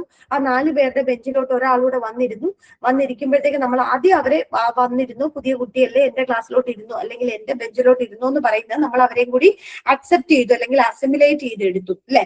ഇനി അത് കഴിഞ്ഞ് അത് വന്നിരിക്കാൻ വേണ്ടി നമ്മളൊരു സ്ഥലം കൊടുത്തു കഴിയുമ്പോ എല്ലാരും അങ്ങോട്ടും ഇങ്ങോട്ടും ഒക്കെ ഒന്ന് ഒതുങ്ങി, അങ്ങോട്ട് ഒരു ബാഗ് ഒക്കെ വെച്ചിട്ടുണ്ടെങ്കിൽ ആ ബാഗ് ഒന്ന് താഴ്ത്തി വെച്ചു അല്ലെ. അപ്പൊ ഒരു അക്കോമഡേഷൻ, ഒരു പ്രോസസ്, അതായത് അവിടെ ഒന്ന് അഡ്ജസ്റ്റ് ചെയ്യുക. പിന്നെ അത് കഴിയുമ്പോഴത്തേക്ക് ഒരു എന്താണ് സ്കീമയുടെ ഒരു ബ്രേക്ക് ഉണ്ടാവില്ലേ അവിടെ, അല്ലെങ്കിൽ ഒരു ബാലൻസിങ് ഒന്ന് തെറ്റും. എന്നിട്ട് പതുക്കെ നമ്മൾ വീണ്ടും ഇരുന്നൊന്ന് സെറ്റിൽ ആവുന്നതിനെ പറയുന്ന പേരാണ് ഇക്ലിബ്രേഷൻ. ഓക്കെ, സോ അതേ സെയിം തന്നെയാണ് നമ്മളൊരു പുതിയ നോളജ് നമ്മുടെ ഉള്ളിലേക്ക് ആഡ് ചെയ്യുന്ന സമയത്ത്, അതായത് നമ്മുടെ കോഗ്നിറ്റീവ് പ്രോസസ്സിലേക്ക് പുതിയൊരു നോളജ് ആഡ് ചെയ്യുന്ന സമയത്തും സെയിം പ്രോസസ്സുകൾ തന്നെയാണ് നടക്കുന്നത്. സോ അതാണ് ഇവിടെ പറയുന്നത്. നോ ഇനി അടുത്ത നമ്മൾ നേരെ പേഴ്സണാലിറ്റിയുടെ ഇതിലേക്ക് വന്നതാണ്. ഫ്രോയിഡ് അല്ലെ, സിഗ്മണ്ട് ഫ്രോയിഡിനെ വിട്ടിട്ടുള്ള ഒരു പേഴ്സണാലിറ്റിയുടെ കാര്യങ്ങൾ പറയാൻ നമുക്ക് പറ്റില്ല. So Freud believe that personality is primarily shaped by late adolescent experiences, unconscious motives and early childhood experience, social reinforcement, cognitive development. ഇവിടെ ഒന്നും നോക്കാനില്ല. കാരണം ഫ്രോയിഡ് ടാർഗറ്റ് ചെയ്തത് എപ്പോഴും നമ്മളുടെ എന്തിനെയാണ്? അൺകോൺഷ്യസിനെയാണ്. അൺകോൺഷ്യസ് ആയിട്ടുള്ള നമ്മുടെ ബിഹേവിയേഴ്സിനെയാണ്, അല്ലെങ്കിൽ അൺകോൺഷ്യസ് മൈൻഡിന്റെ അൺകോൺഷ്യസ് പാർട്ടിനെ ആയിരുന്നു ഫ്രോയിഡ് ടാർഗറ്റ് ചെയ്ത് പോയത് ആദ്യമേ, അല്ലെ? മൈൻഡിന്റെ അൺകോൺഷ്യസ് പാർട്ട്. അപ്പൊ അതുകൊണ്ട് തന്നെ നമുക്ക് ഇവിടെ എന്താണ് ആൻസർ? കണ്ണടച്ചുകൊണ്ട് നമുക്ക് പറയാൻ പറ്റും unconscious motifs and early childhood experience. പിന്നെ ഫ്രോയിഡ് സോഷ്യൽ ഏരിയ ഒന്നും ഡിസ്കസ് ചെയ്തില്ല എന്നുള്ളതാണ് ആ ഫ്രോയിഡിന്റെ ഏറ്റവും വലിയ ഡ്രോബാക്കും ക്രിറ്റിസിസവുമായിട്ട് തന്നെ പറഞ്ഞത്, അല്ലെ? അപ്പൊ അതുകൊണ്ട് തന്നെ അത് ഈ 4 ഓപ്ഷനുകൾ അവിടേക്ക് വരുന്നില്ല. ഏർലി ചൈൽഡ്ഹുഡ് എക്സ്പീരിയൻസസ് ആണ് ഫ്രോയിഡ് പറഞ്ഞത്, അല്ലെ? ഈഡിപ്പസ് കോംപ്ലക്സ്, ഇലക്ട്ര കോംപ്ലക്സ്, ഇവയൊക്കെയുള്ള കാര്യങ്ങളൊക്കെ ഫ്രോയിഡിനോട് അസോസിയേറ്റ് ചെയ്തിട്ടാണ് വരുന്നത്. ഈഡിപ്പസ് കോംപ്ലക്സ് പറയുന്ന സമയത്ത് ഫ്രോയിഡിന്റേതായിരുന്നു. ഇലക്ട്ര കോംപ്ലക്സ് ഫ്രോയിഡ് അല്ല കൊണ്ടുവന്നത്, ഫ്രോയിഡിന്റെ എന്താണ് നിയോ ഫ്രോയിഡിയൻ തിയറിക്കകത്ത് വന്നതാണ്. അപ്പൊ അതൊക്കെ ഒന്ന് ഓർത്ത് വെക്കണം. ഇനി നെക്സ്റ്റ് ക്വസ്റ്റ്യൻ, കാൾ റോജേഴ്സ്. പേഴ്സണാലിറ്റിയുടെ വളരെ ഇമ്പോർട്ടന്റ് ആയിട്ടുള്ള ആളാണ് call Rogers. He emphasized the concept of, Carl Rogers emphasized the concept of collective unconscious, self-actualization and unconditional positive regard, defense mechanism, classical conditioning. നമുക്കറിയാം classical conditioning Pavlov, defense mechanism again Freud, then collective unconscious അല്ലെങ്കിൽ persona എന്ന് പറയുന്നത് ആര് കൊണ്ടുവന്നതാണ്? നമ്മുടെ യുങ് ആണ്. then self-actualization and unconditional positive regard ആണ് call റോജേഴ്സിൻ്റെത്. Call റോജേഴ്സും ഹ്യൂമനൈസിങ് തിയറീസിന്റെ, അതായത് ഹ്യൂമനിസ്റ്റിക് കരിക്കുലം കാൾ റോജേഴ്സ്, അതുപോലെ തന്നെ നമ്മുടെ മാസ്ലോ, ഇബ്രഹാം മാസ്ലോ, അല്ലെ? ഇവരെയൊക്കെ പറ്റി പറയുന്നതാണ് അവിടെ. അതാണ് സെൽഫ് ആക്ച്വലൈസേഷന്റെ ഒക്കെ അണ്ടറിൽ പറയുന്നത്. ഓക്കെ. സോ പിന്നെ വരുന്നത് ഡയറക്റ്റ്, പിന്നെ നമ്മൾ നേരെ കൗൺസിലിംഗിലോട്ട്, അതായത് ഗൈഡൻസ് ആൻഡ് കൗൺസിലിംഗ് എന്നുള്ള ഒരു ഏരിയയിലോട്ട് അവിടെ കയറി. Direct counseling as proposed by Williamson emphasizes client autonomy and free expression, counselor-centered approach with analysis and guidance, avoiding interpretation, then guiding, no advice to all. Giving no advice to all. അങ്ങനെയല്ലല്ലോ ഒരിക്കലും. അവിടെ എന്താണ് directive counselling എന്ന് ഉദ്ദേശിക്കുന്നത്? എന്തായിരിക്കും? അതൊരു directive ആണ്. അവിടെ ആരുടെ ഓട്ടോണമി ആയിരിക്കും കൂടുതൽ ഉണ്ടാവുക? കൗൺസിലർ ആയിരിക്കും അവിടെ. അദ്ദേഹമാണ് എന്താണ് ഡിസിഷൻസും കാര്യങ്ങളും ഒക്കെ കൊടുക്കുന്നത്. സോ അവിടെ ക്ലയന്റ് ഓട്ടോണമിയെ കൂടുതലും കൗൺസിലർ ആണ് ഇത് കൊടുക്കുന്നത്. സോ അതുകൊണ്ട് കറക്റ്റ് ആൻസർ വരുന്നത് counsellor centred approach with analysis and guidance. Then Albert Ellis rational emotive behaviour therapy, REBT 1-2 തവണ എക്സാമിന് ചോദിച്ചു കണ്ടിട്ടുള്ളതാണ്. Focuses mainly on free association, identifying and replacing irrational beliefs, then unconscious conflict, reinforcement schedules. ഒന്ന് ചിന്തിച്ചേ, rational emotive behaviour therapy. അപ്പൊ അതെന്തായിരിക്കും? നമ്മുടെ ബിലീഫ്സിനെ relate ചെയ്ത, റാഷണൽ ആയിട്ടുള്ള അല്ലെങ്കിൽ അങ്ങനെയുള്ള ഒരു ഇത് വരുന്നതിനെ പറ്റി ഫോക്കസ് ചെയ്ത് വരുന്നതാണ്. സോ അപ്പൊ അവിടെ കറക്റ്റ് ആൻസർ ആയിട്ട് വരുന്നത് identifying and replacing irrational beliefs. കാരണം അവിടെ റാഷണൽ എന്നുള്ള ഒരു ടേം വരുമ്പോ തന്നെ നമുക്ക് കിട്ടും. No, Carl Rogers person centred counselling is based on the concept of, Carl റോജേഴ്സിന്റെ കൗൺസിലിങ്ങിനെ ബേസ് ചെയ്തിട്ടുള്ള concept, behave, unconditional positive regard, empathy and congruence, then behavior modification, dream interpretation, enforcement and reinforcement and punishment. നിങ്ങൾക്കറിയാം dream interpretation, dream എന്നൊക്കെ പറയുന്ന relate ചെയ്ത് വരുന്ന Freud ആണ്. Then reinforcement and പണിഷ്മെന്റും again പേഴ്സണാലിറ്റിയുടെ ഏരിയയിൽ വരുന്നതല്ല, അല്ലേ? സോ അവിടെ എല്ലാം ലേണിംഗ് തിയറിയുടെ അണ്ടറിൽ വരുന്നതാണ്. ഇപ്പൊ അദ്ദേഹത്തിന്റെ വരുമ്പോ എന്താണ്? കൗൺസിലിംഗ് എന്തിനെ ബേസ് ചെയ്തുള്ളതായിരിക്കും? ഇറ്റ് ഷുഡ് ബി എംപതി ആയിരിക്കണം, ദെൻ കോൺഗ്രുവൻസ് ഉണ്ടായിരിക്കണം. So correct answer comes unconditional positive regard, empathy and congruence. Okay. Now അടുത്തത് വീണ്ടും പെഡഗോജിക്കൽ കണ്ടന്റ് നോളജ് എന്നുള്ള ഷുൾമാന്റെ കോൺസെപ്റ്റ്, PCK. ഇത് ഒരിക്കൽ ചോദിച്ചിട്ടുണ്ട്. emphasizes that teachers must have only subject knowledge, only general pedagogy. നിങ്ങൾക്ക് already correct answer പെട്ടെന്ന് കിട്ടും, അല്ലെ? ആ unique blend of content knowledge and pedagogy specific to teaching the subject. അതായിരിക്കുമല്ലോ ഒബ്വിയസ്ലി. സോ അപ്പൊ അത് നോക്കി വെക്കാം. ദെൻ നൗ ഇനി ഹേബർമാൻസ് ഫ്രെയിംവർക്ക് ഞാൻ ഓൾറെഡി പറഞ്ഞില്ലേ, മോഡൽസും അങ്ങനെയുള്ള കാര്യങ്ങളൊക്കെ വളരെ ഇമ്പോർട്ടന്റ് ആയിട്ട് എടുത്തു വെച്ച് പഠിക്കേണ്ടതാണ്. ദെൻ അവിടെ വരുന്ന ഒരെണ്ണമാണ് എന്ത്, Habermas framework. Okay, so Habermas framework practical knowledge in education aims at technical control, emancipatory transformation, understanding social interaction and communication, purely instrumental skills. ഹേബർമാന്റെ ഫ്രെയിംവർക്ക് നമ്മൾ പറയുമ്പോൾ പ്രാക്ടിക്കൽ നോളജുമായിട്ട് അസോസിയേറ്റ് ചെയ്ത് വരുന്നത്, നമ്മൾ എന്ത് ചെയ്യണം, പ്രാക്ടിക്കൽ എന്ന് പറയുമ്പോൾ തന്നെ അറിയണം നമ്മൾ ഇന്ററാക്ഷൻസിന് ഇമ്പോർട്ടൻസ് കൊടുക്കണം, കമ്മ്യൂണിക്കേഷന് ഇമ്പോർട്ടൻസ് കൊടുത്തുകൊണ്ട് സോ ആ ചെയ്യുന്നതാണ്. അപ്പൊ അവിടെ understanding social interactions and communications. Then, peer observation helps reflective teaching because it is,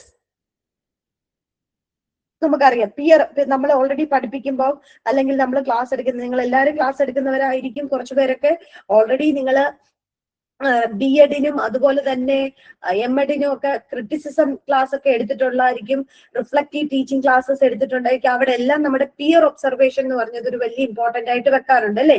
എന്നിട്ട് അവര് നമ്മളെ ഒബ്സർവ് ചെയ്തിട്ട് അവരവരുടെ കമന്റ്സ് തരും. ആ കമന്റ്സിനനുസരിച്ചാണ് നമ്മൾ എന്ത് ചെയ്യുന്നത്, ടീച്ചേഴ്സും ഒബ്സർവ് ചെയ്യും അല്ലെ. എന്നിട്ട് നമ്മൾ അതിനെ നമ്മളെ ഇത് ചെയ്യും, എന്താണ്, ചേഞ്ച് ചെയ്യും. സോ അപ്പൊ അല്ലെങ്കിൽ എന്താണ്, കുറച്ചും കൂടി better ആക്കാണ് whatever. So peer observation helps reflective teaching because it provides external feedback for self improvement. ഇല്ലേ, പുറത്തുനിന്ന് ഒരാള്, ഞാനിപ്പോ ഓൾറെഡി ആൻസർ പറഞ്ഞത് കൊണ്ടാണ് ഞാൻ, അതായത് അതിന്റെ മീനിങ് ഒക്കെ പറഞ്ഞത് കൊണ്ടാണ് ഞാൻ ആ കറക്റ്റ് ആൻസറിലേക്ക് ഡയറക്റ്റ് പോയത്. Provides external feedback for self improvement. Then in behavioristic model, teaching competence in developed through, അതായത് ബിഹേവിയറിസ്റ്റിക് മോഡലില് ടീച്ചിങ് കോമ്പീറ്റൻസ് എന്തിൽ കൂടിയാണ് നമുക്ക് ഡെവലപ്പ് ചെയ്തെടുക്കുന്നത്? ഓക്കെ, നമുക്ക് ഡിസ്കവറി ലേണിംഗ് ആണോ? ഡിസ്കവറി ലേണിംഗ് വേണമെങ്കിൽ പറയാം, കാരണം ആരാണ് ഡിസ്കവറി ലേണിംഗ്? ബ്രൂണറാണ്. ബ്രൂണർ ബിഹേവിയറിസ്റ്റിക് ആളാണ് അല്ലെ. Then practice reinforcement and feedback അടുത്തൊരിത് വരും, അതും കറക്റ്റ് ആൻസർ ആയിട്ട് പറയാം. കാരണം എന്താണ്, ടീച്ചിങ്, നമ്മുടെ പ്രാക്ടീസ് റീഇൻഫോഴ്സ്മെന്റ് ഫീഡ്ബാക്കും ബിഹേവിയറിസ്റ്റിക് തിയറിയുടെ ഭാഗമായിട്ട് സ്കിന്നർ പറയുന്ന കാര്യമാണ് അല്ലെ. നൗ ഫിലോസഫിക്കൽ ഇൻക്വയറി വരില്ല, സോഷ്യൽ ക്രിട്ടിക്കും വരില്ല. ഇത് തമ്മിൽ നമുക്കൊരു കൺഫ്യൂഷൻ വരാം. പക്ഷെ അവിടെ ടീച്ചിങ് കോമ്പീറ്റൻസ് ആയതുകൊണ്ട് തന്നെ പ്രാക്ടീസും റീഇൻഫോഴ്സ്മെന്റും ഫീഡ്ബാക്കും കൊടുത്ത് നമുക്ക് ഡെവലപ്പ് ചെയ്തെടുക്കാം. സോ അപ്പൊ അതുകൊണ്ട് അവിടെ ഇത് ആൻസർ ആയിട്ട് പോകും. Now a key feature distinguishing CBTE from behavioristic model, competence based teacher education ആണ് CBTE എന്നുകൊണ്ട് ഉദ്ദേശിക്കുന്നത്. അതിന്റെ കീ ഫീച്ചർ എന്താണ്? ബിഹേവിയറിസ്റ്റിക് മോഡലിൽ നിന്ന് ഉള്ള കീ ഫീച്ചർ, അതിൽ നിന്ന് നോക്കുമ്പോൾ CBTEക്കുള്ള കീ ഫീച്ചർ എന്താണ്? അവിടെ എന്തായിരിക്കും? Competence based teacher education. അവിടെ എന്തുണ്ടാവണം? emphasize on measurable outcome, emphasize on content mastery, then focus on humanistic learning, inclusion of performance based criteria with the individual pacing. അതാണല്ലോ, കാരണം ഒരു വ്യക്തിയുടെ കോമ്പീറ്റൻസ് അനുസരിച്ച് അല്ലെങ്കിൽ ആ വ്യക്തിയുടെ കോമ്പീറ്റൻസ് അറിഞ്ഞ് നമ്മൾ കൊടുക്കണം അല്ലേ. സോ ദാറ്റ് ഈസ് എന്താണ്, inclusion of performance based criteria with individual pacing. The next question, ICT integration in teaching mainly aims at ICT integration അല്ലെ. അടുത്ത നമ്മൾ ടെക്നോളജി പേപ്പറിലേക്ക് വന്നിരിക്കുകയാണ്. Replacing teachers entirely, enhancing teaching learning through digital tool and resources, increasing student screen time only, administrator monitor. നിങ്ങൾക്ക് അറിയാം എന്തായിരിക്കും? Digital tools വഴിയായിട്ട് teaching ലേണിങ്ങിനെ കൊണ്ടുപോകുന്നതാണ് ICT. ഇപ്പൊ നിങ്ങൾ വിചാരിക്കും വളരെ സിമ്പിൾ, ടീച്ചറിന് പെട്ടെന്ന് നമുക്ക് ആൻസർ ചെയ്ത് എടുക്കാൻ പറ്റുന്ന ക്വസ്റ്റ്യൻസ് ആണല്ലോ ടീച്ചർ ഇതിൽ തന്നിട്ടുള്ളതെന്ന് നിങ്ങളിപ്പോ ചിന്തിക്കുന്നുണ്ടായിരിക്കും. പക്ഷെ ഞാനൊരു സജഷൻ പറയട്ടെ, സജഷൻ അല്ല, ഞാൻ ഇത് ഇങ്ങനെയുള്ള ക്വസ്റ്റ്യൻസ് ചൂസ് ചെയ്യാനുണ്ടായ ഒരു കാരണം എന്താന്ന് വെച്ചാല്, ഒന്ന്, കുറച്ചു പേര് പുതിയതായിട്ട് നെറ്റ് ക്ലിയർ ചെയ്യണം, ഗ്രാബ് ചെയ്യണം എന്ന് വിചാരിച്ച് സ്റ്റാർട്ട് ചെയ്യുന്നവർക്ക് നമ്മൾ ടൂ മച്ച് കോംപ്ലിക്കേറ്റഡ് ക്വസ്റ്റ്യൻസ് കൊടുത്ത് അവരെ ആദ്യമേ തന്നെ വെറുപ്പിക്കുന്നത് ശരിയല്ല. ഒന്ന്. പിന്നെ രണ്ടാമത്, ഞാൻ ഇത്രയും ക്വസ്റ്റ്യൻസ് ഇങ്ങനെയുള്ള തെറ്റാന്ന് പറഞ്ഞാൽ ഇതുപോലുള്ള ചോദ്യങ്ങൾ നെറ്റിൽ ഒരുപാട് ചോദിച്ചിട്ടുണ്ട്. നമ്മൾ പലരും കൺഫ്യൂഷൻസ് കൊണ്ട് നമ്മുടെ തെറ്റിയിട്ട് ഇറങ്ങി വന്ന അവസ്ഥകളും ഉണ്ട്. വളരെ സിമ്പിൾ ക്വസ്റ്റ്യൻ, എന്നാൽ പെട്ടെന്ന് ആൻസർ ചെയ്യാൻ പറ്റുന്നതാണ്. ആ തൊട്ട് മുമ്പ് പറഞ്ഞ ഡിസ്കവറി ലേണിംഗും ഇതും കൂടി വരുമ്പോൾ, കാരണം ബിഹേവിയറിസ്റ്റിക് എന്ന് കാണുമ്പോഴേ നമ്മൾ ഓടിപ്പോയി ഡിസ്കവറി ലേണിംഗ് അങ്ങ് ക്ലിക്ക് ചെയ്യും. സോ അപ്പൊ അത് അങ്ങനെയൊക്കെയുള്ള ഒരുപാട് പ്രശ്നങ്ങൾ ഉള്ളത് കൊണ്ടാണ് സിമ്പിൾ ചോദ്യമാണ് ഒന്ന്. രണ്ടാമത് നിങ്ങൾക്ക് കുറച്ചും കൂടി ബേസ് തുടങ്ങി പിന്നെ പിന്നെ കോംപ്ലിക്കേറ്റഡ് ക്വസ്റ്റ്യനിലേക്ക് പോയി കഴിഞ്ഞ് കഴിഞ്ഞാൽ നിങ്ങൾ കുറച്ചും കൂടി എന്താകും, നിങ്ങൾക്ക് കുറച്ചും കൂടി ഒരു നിങ്ങളുടെ മൈൻഡിന്റെ റെഡിനെസ് കൂടും. നമ്മൾ at the end of the day നമ്മൾ സൈക്കോളജി ഒക്കെ പിള്ളേരെ പഠിപ്പിച്ചിട്ട് നമ്മൾ തന്നെ എന്ത് ചെയ്യുന്നു, ടഫും കോംപ്ലിക്കേറ്റഡ്, കുട്ടികളുടെ റെഡിനെസ് അറിയാതെ അവരെ ടൂ മച്ച് കോംപ്ലിക്കേഷനിലേക്ക് തള്ളിവിടുന്നത് ശരിയല്ലല്ലോ. സോ അപ്പൊ അതുകൊണ്ട് ജസ്റ്റ് പറഞ്ഞേ ഉള്ളൂ കേട്ടോ. Now the most important prerequisite for effective ICT integration എന്തായിരിക്കും? Teaching competency and positive attitude towards technology. Okay, കാരണം പഠിപ്പിക്കുന്ന ടീച്ചറിന് അത് യൂസ് ചെയ്യാൻ അറിയില്ലെങ്കിൽ അവിടെ പോയി, പിന്നെ നമ്മൾ വേറെ എന്ത് ചിന്തിച്ചിട്ടും കാര്യമില്ല. Now, a common mode of in-service training that involves short intensive training sessions എന്തായിരിക്കും? നിങ്ങൾ ഇത് പറയുമ്പോഴാ സെമിനാർ, വർക്ക്ഷോപ്പ്, സിംപോസിയം, കോൺഫറൻസ്, ഈ 4 സാധനങ്ങളുടെയും ഡെഫിനിഷൻസ് നിങ്ങൾ പഠിച്ചു വെച്ചിരിക്കണം. Okay, seminar, workshop, then symposium, ഒരെണ്ണം കൂടെ പറഞ്ഞാൽ കോൺഫറൻസ്. സോ അപ്പം ഇത് കാരണം ഇപ്പൊ നിങ്ങൾക്ക് പലപ്പോഴും നിങ്ങളുടെ നിങ്ങൾക്ക് ഇൻവിറ്റേഷൻസ് വരുന്ന ഇന്റർനാഷണൽ സെമിനാർ അല്ലെങ്കിൽ ഇന്റർനാഷണൽ കോൺഫറൻസ്, ദെൻ വർക്ക്ഷോപ്പ് അല്ലെ. അപ്പൊ അങ്ങനെയുള്ള ആ ഒരു ടേമുകൾ വെച്ചിട്ട് ടേമിന്റെ മീനിങ്സ് ഒന്ന് നോക്കി വെച്ചാണ്. ഇവിടെ പറഞ്ഞത് വർക്ക്ഷോപ്പ് നോക്കൂ, intensive training that involves short intensive training workshop ആണ് ഇൻ സർവീസിൽ കൊടുക്കുന്നത്. That is workshop. Then school based in service teacher education emphasizes training delivered in universities, learning situated in teachers' real classroom context, only lectures, general theoretical knowledge. നോക്കൂ, school based in service teacher education emphasises എന്തായിരിക്കും? Real കുട്ടികളെ school based ആയിട്ട് നമ്മൾ നമ്മുടെ BEd പിള്ളേരെ എവിടേക്ക് വിടും? Teaching പ്രാക്ടീസിന് വിടും. ആ ഒരു സിറ്റുവേഷൻ ആണ് ഇവർ പറയുന്നത്. School based in service teacher education എന്ത് പ്രൊവൈഡ് ചെയ്യാൻ വേണ്ടിയിട്ട്? അവർക്ക് റിയൽ ക്ലാസ് റൂം കോണ്ടെക്സ്റ്റ് അല്ലെ, real life class room situation. നമ്മൾ മൈക്രോ ടീച്ചിങ്ങും ലിങ്ക്ഡ് പ്രാക്ടീസും ഒക്കെ വഴിയായിട്ട് അല്ലെങ്കിൽ ക്രിറ്റിസിസം ക്ലാസ് ഒക്കെ നല്ല അടിപൊളിയായിട്ട് എവിടെ എടുക്കും? നമ്മുടെ ക്ലാസ് റൂമിൽ, BEd ക്ലാസ് റൂമുകളിൽ എടുത്തിട്ട് പോകും. എന്നിട്ട് ഇതും കൊണ്ടുപോയി സ്കൂളിൽ ചെന്നിട്ട് അവിടെ ഇംപ്ലിമെന്റ് ചെയ്യാൻ വിചാരിച്ചാൽ ഒരു കുട്ടി അങ്ങോട്ടോടും ഒരു കുട്ടി ഇങ്ങോട്ടോടും അല്ലെ, നമ്മൾ പറയുന്നത് ഒന്നും കേൾക്കുകയില്ല. പിന്നെ അപ്പുറത്തെ ക്ലാസ്സിലെ ബഹളം വേറെ അല്ലെ, അവരെ അവിടെ അടക്കിയിരുത്താൻ പോണം. ആ സമയത്ത് ഇവിടുത്തെ ക്ലാസ്സിൽ അത് അവിടെയും പോയി. അങ്ങനെ ആ ഒരു റിയൽ ക്ലാസ് റൂം മാനേജ്മെന്റ് എന്നുള്ള ഒരു എക്സ്പീരിയൻസ് ഇൻ സർവീസ് കുട്ടികൾക്ക് കിട്ടാൻ വേണ്ടിയിട്ടാണ് അല്ലെങ്കിൽ in service teacher education emphasise ചെയ്യുന്നത്. അതായത് അവിടെ പഠിപ്പിച്ചു കൊടുക്കാൻ വേണ്ടിയിട്ടാണ് എന്താണ് ഈ school based in service teacher education emphasise ചെയ്യുന്നത്. അതായത് അവിടെ തന്നെ പഠിച്ചു മനസ്സിലാക്കുക.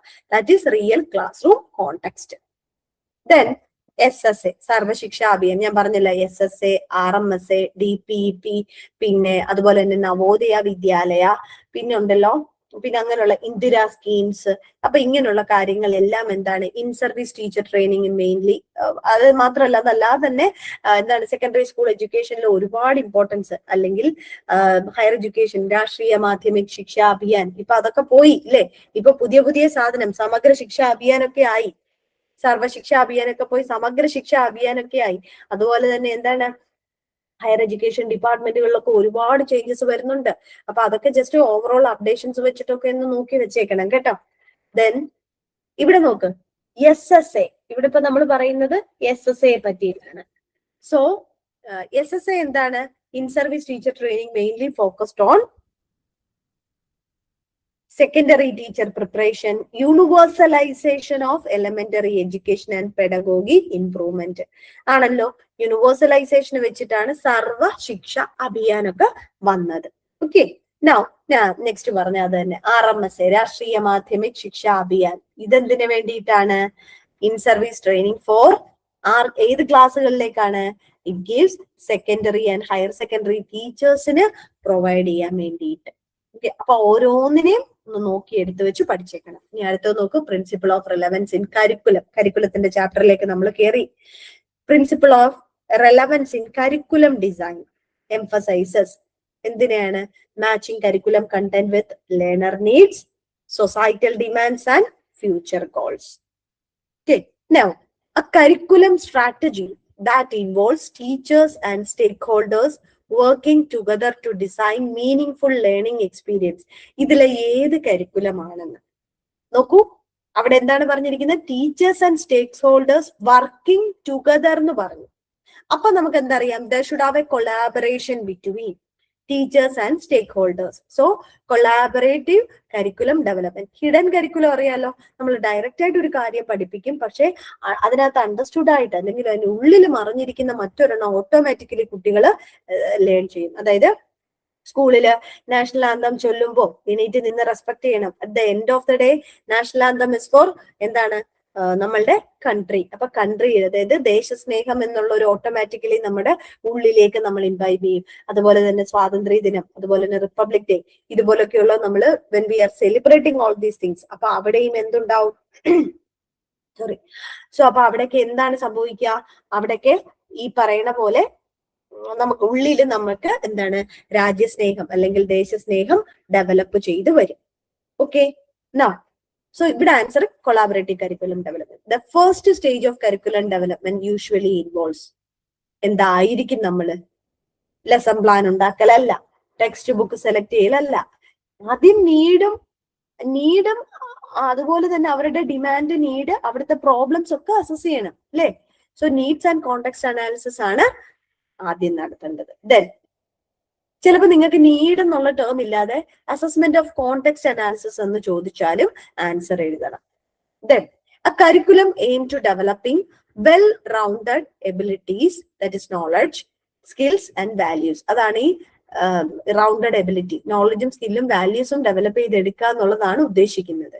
Across subject boundaries represents academic model, outcome based integrative model, social reconstruction model, behaviouristic model. ഇതിൽ ഏത് മോഡലാണ് ഈ പറഞ്ഞ നോളജും സ്കില്ലും വാല്യൂവും കംപ്ലീറ്റ്ലി ഡെവലപ്പ് ചെയ്യാൻ വേണ്ടിയിട്ട് പ്രോസസ് ചെയ്യുന്നത് അല്ലെങ്കിൽ പ്രൊമോട്ട് ചെയ്യുന്നത്? ഞാൻ പറഞ്ഞില്ലേ, ഔട്ട്കം ബേസ്ഡ് ഇന്റഗ്രേറ്റീവ് മോഡൽ. നമ്മൾ ഓൾറെഡി പറഞ്ഞു ഔട്ട്കം ബേസ്ഡ് കരിക്കുലം ആണ് ഇപ്പോ മേജർ യൂണിവേഴ്സിറ്റികളും ഫോളോ ചെയ്യുന്നത്. Okay, now the outcome based integrative model emphasises, നമ്മൾ ഓൾറെഡി പറഞ്ഞു, alignment of outcome, instruction and assessment.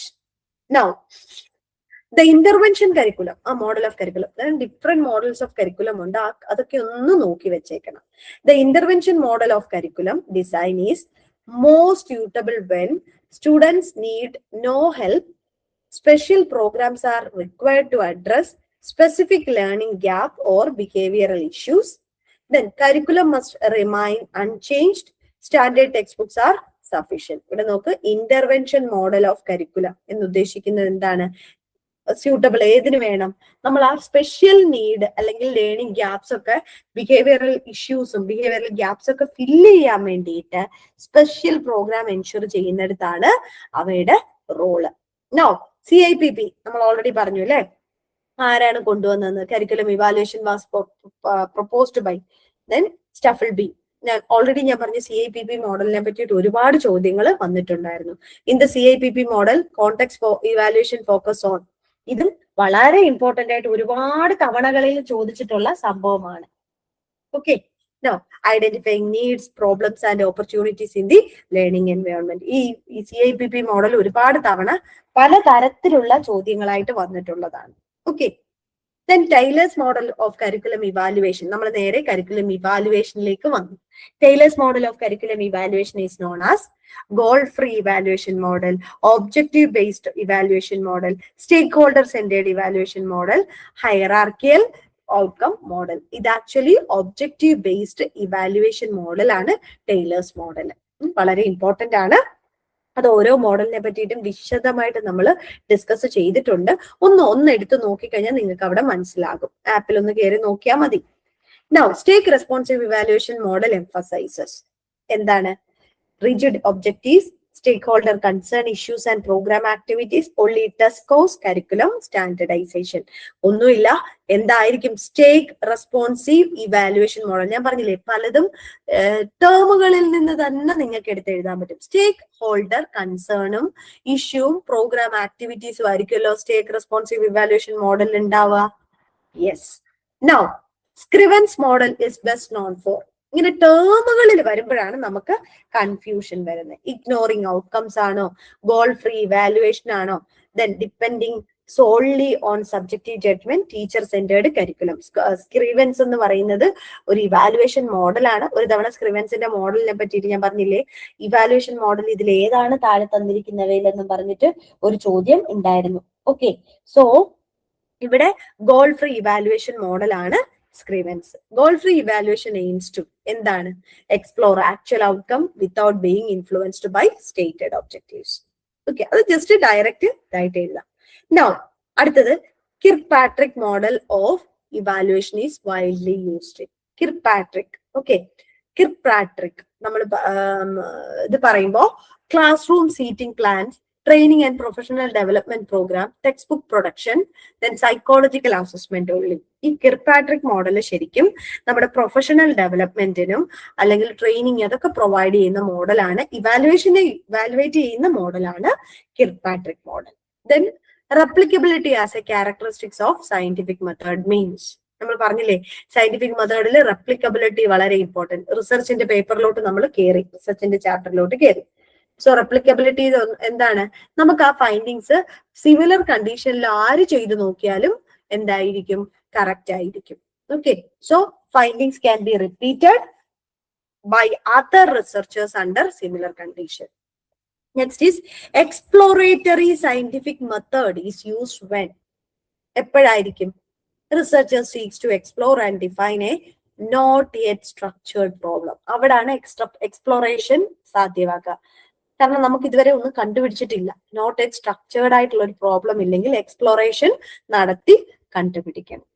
Okay, now parsimony implies. എന്താണ് പാർസിമണി? ജസ്റ്റ് എന്ത് വേണം നമുക്ക്? സിമ്പിൾ അഡിക്വേറ്റ് എക്സ്പ്ലനേഷൻ പ്രിഫർ ചെയ്ത് പോകണം.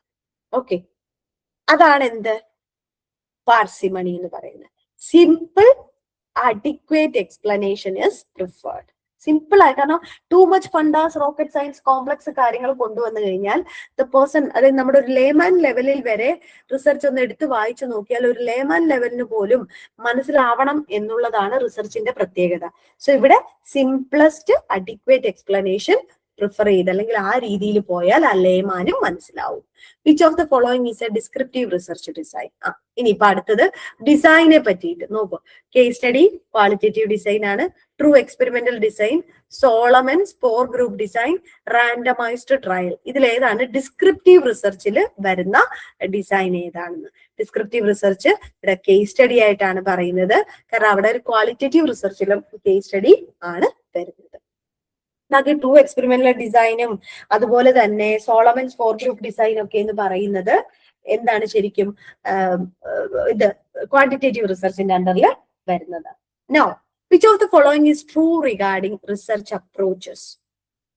Qualitative research uses small samples only. Quantitative researchers use small samples only. Qualitative research avoid context. Mixed method combines strength of both quantitative and qualitative approach. Quantitative research is always superior. എന്തായിരിക്കും?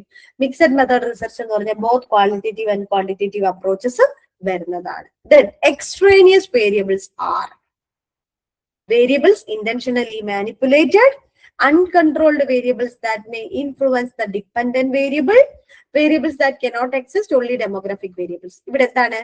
നമ്മുടെ കൺട്രോളിൽ അല്ലാത്ത variables which intentionally manipulate ചെയ്യുന്നത് ഏതാണ്? നമ്മുടെ independent variable ആണ്. ആ independent വേരിയബിളിനെ നമ്മൾ മാനിപ്പുലേറ്റ് ചെയ്ത് കൊടുക്കുമ്പോൾ അതിനെ ഡിപ്പെൻഡ് ചെയ്തിരുന്ന് മാനിപ്പുലേഷൻ അല്ലെങ്കിൽ ഓട്ടോമാറ്റിക്കലി മാറുന്ന വേരിയബിൾ ആണ് ഡിപ്പെൻഡന്റ് വേരിയബിൾ. ഓക്കെ, നമ്മൾ മാനിപ്പുലേറ്റ് ചെയ്യുന്ന ഇൻഡിപെൻഡന്റ് വേരിയബിൾ. ഇനി ഇതൊന്നുമല്ലാതെ എന്ത് ചെയ്യും? നമ്മുടെ കൺട്രോളിൽ, അതായത് അല്ലാത്ത, അതായത് അൺകൺട്രോൾഡ് ആയിട്ടുള്ള variables that may influence the dependent variable, നമുക്ക് ചിലപ്പോൾ പെർഫോമൻസിനെയൊക്കെ അഫക്ട് ചെയ്തു വരുന്ന ഒരു വേരിയബിളിനെയാണ് നമ്മൾ എന്ത് പറയുന്നത്, എക്സ്ട്രേനിയസ് വേരിയബിൾ എന്ന് പറയും. ഇനി ഈ കൂടാതെ ഇന്റർവീനിങ് വേരിയബിൾ ഒക്കെ ഉണ്ട് ഇതിന്റെ ഇടയ്ക്കൊക്കെ വരുന്നത് എന്നൊക്കെയുള്ള അർത്ഥത്തില്. നൗ അത് ഓൾറെഡി നമ്മുടെ വേരിയബിൾസ് എന്ന് പറഞ്ഞിട്ടുള്ള ചാപ്റ്ററിൽ വിശദമായി കൊടുത്തിട്ടുണ്ട്. Now A moderator variable is alters the strength or direction of a relationship between independent and dependent variable. നമ്മൾ ഇത് എവിടെ പറയും എന്നറിയാമോ? സർവേ സ്റ്റഡിയിൽ പ്രെഡിക്റ്റ് ഇതൊക്കെ പറയുന്ന സമയത്ത് കോറിലേഷൻ റിഗ്രഷൻ ഒക്കെ വരുന്നിടത്താണ് മോഡറേറ്ററിന് കൂടുതൽ റോള് വരുന്നത്. അതായത് relationship alters the strength or direction of the relationship between independent and dependent variable. Now intervening variable ഞാൻ പറഞ്ഞല്ലോ hypothetical variable ആണ് that are explaining the relationship between independent and dependent variable. Hypothetical ആയിട്ട് പറയുന്ന variable ആണ് which explain the relationship between independent and dependent variable. ഇനി അടുത്ത നമ്മൾ വളരെ ഇമ്പോർട്ടന്റ് ആയിട്ടുള്ള ഏരിയ ആണ് വാലിഡിറ്റി, റിലയബിലിറ്റി ആൻഡ് എന്നൊക്കെ പറയുന്ന, അതായത് ടൂളിന്റെ പ്രത്യേകത. Validity of A research, the extent to which a tool measures what it claims to measure. അല്ലെ, ഡയറക്റ്റ് ആയിട്ട് നമ്മൾ പറയും. കൺസിസ്റ്റൻസി എന്ന് പറയുന്നത് റിലയബിലിറ്റി ആണ്. നോക്കുക, റിലയബിലിറ്റി എന്ന് പറയുന്നത് the consistency and stability of A result across time and condition, അതാണ് കൺസിസ്റ്റൻസി, റിലയബിലിറ്റി എന്ന് പറയുന്നത്.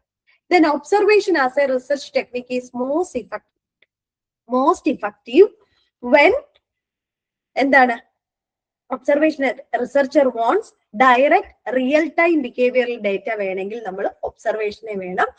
ഒബ്സർവേഷൻ ആസ് ഓൾവേസ് എന്താണ്, ക്വാളിറ്റേറ്റീവ് ഡേറ്റ കളക്ഷനിലാണ് കൂടുതൽ ഒബ്സർവേഷനെയൊക്കെ നമ്മൾ അനക്ഡോട്ടൽ റെക്കോർഡ്സ് ഒക്കെ എഴുതി അല്ലെങ്കിൽ ആ ഒരു ഇതൊക്കെ ചെയ്ത് സിറ്റുവേഷണൽ ടെസ്റ്റുകളിലൊക്കെയാണ്. പ്രത്യേകിച്ച് ക്വാളിറ്റേറ്റീവ് റിസർച്ചിലാണ് ഒബ്സർവേഷൻ ഒരു റോള്. ദെൻ അടുത്ത scales of measurement, very very very very important പറയുന്നത്. Nominal scale, ordinal scale, rank scale, then ratio scale. Nominal scale എന്ന് പറഞ്ഞാൽ എന്തിനു വേണ്ടിയിട്ടാണ്? ജസ്റ്റ് നമ്മൾ category, classifying the data in categories without order. അതായത് നമ്മൾ ജെൻഡർ അങ്ങനെയുള്ള സംഭവങ്ങളൊക്കെ വരുന്ന സമയത്ത്, അതായത് ക്വാളിറ്റി പോലുള്ള രീതി, ജെൻഡർ പറയുന്നു, ലൊക്കാലിറ്റി, ഇങ്ങനെയൊക്കെയുള്ള സംഭവം പറയുമ്പോൾ നമ്മുടെ നോമിനൽ സ്കെയിലിൽ വേണം പോവാൻ. Then an ordinal variable, there should have an order ഉണ്ടാകും, ഈക്വൽ ഡിസ്റ്റൻസ് ബിറ്റ്വീൻ. നമ്മൾ എന്ത് ചെയ്യും, ഈ ഓർഡിനൽ എന്ന് പറയുമ്പോൾ there should have an order. അവിടെ എന്തുണ്ടാവും, അവിടെ ഒരു ഇത് വരും, എന്താണ്, ഒരു റാങ്കിങ്, ഈക്വൽ ഇന്റർവെൽസ് അസ്യൂം ചെയ്ത് ഒരു ഓർഡർ ഉണ്ടാകും. Okay, now ranking without assuming equal intervals. Now an interval scale is without assuming, കണ്ടോ ഇവിടെ കണ്ടോ, ഈക്വൽ ഇന്റർവെൽസ് അവിടെ ഉണ്ടാവില്ല, പക്ഷെ റാങ്കിങ് ആയിരിക്കും അവിടെ. Now interval scale, equal intervals and no true zero. Okay, ratio സ്കെയിലാണ് ട്രൂ സീറോ വരുന്നത്. ഇവിടെ ഈ ഇന്റർവെൽ സ്കെയിലിൽ എന്തുണ്ടാവും, equal intervals but no true zero. Now, ratio scale includes all characteristics of interval scale plus എന്തുണ്ടാവും, ഒരു അബ്സല്യൂട്ട് സീറോ ഉണ്ട്. Meaningful ratio allow ചെയ്യുന്ന അബ്സല്യൂട്ട് സീറോ ഉണ്ടാകും. Then നെക്സ്റ്റ് വളരെ ഇമ്പോർട്ടന്റ് ആയിട്ടുള്ള ഒരു സ്ഥലമാണ് നമ്മളിപ്പോ ഈ പറയാൻ പോകുന്ന type 1 type 2 error. Okay,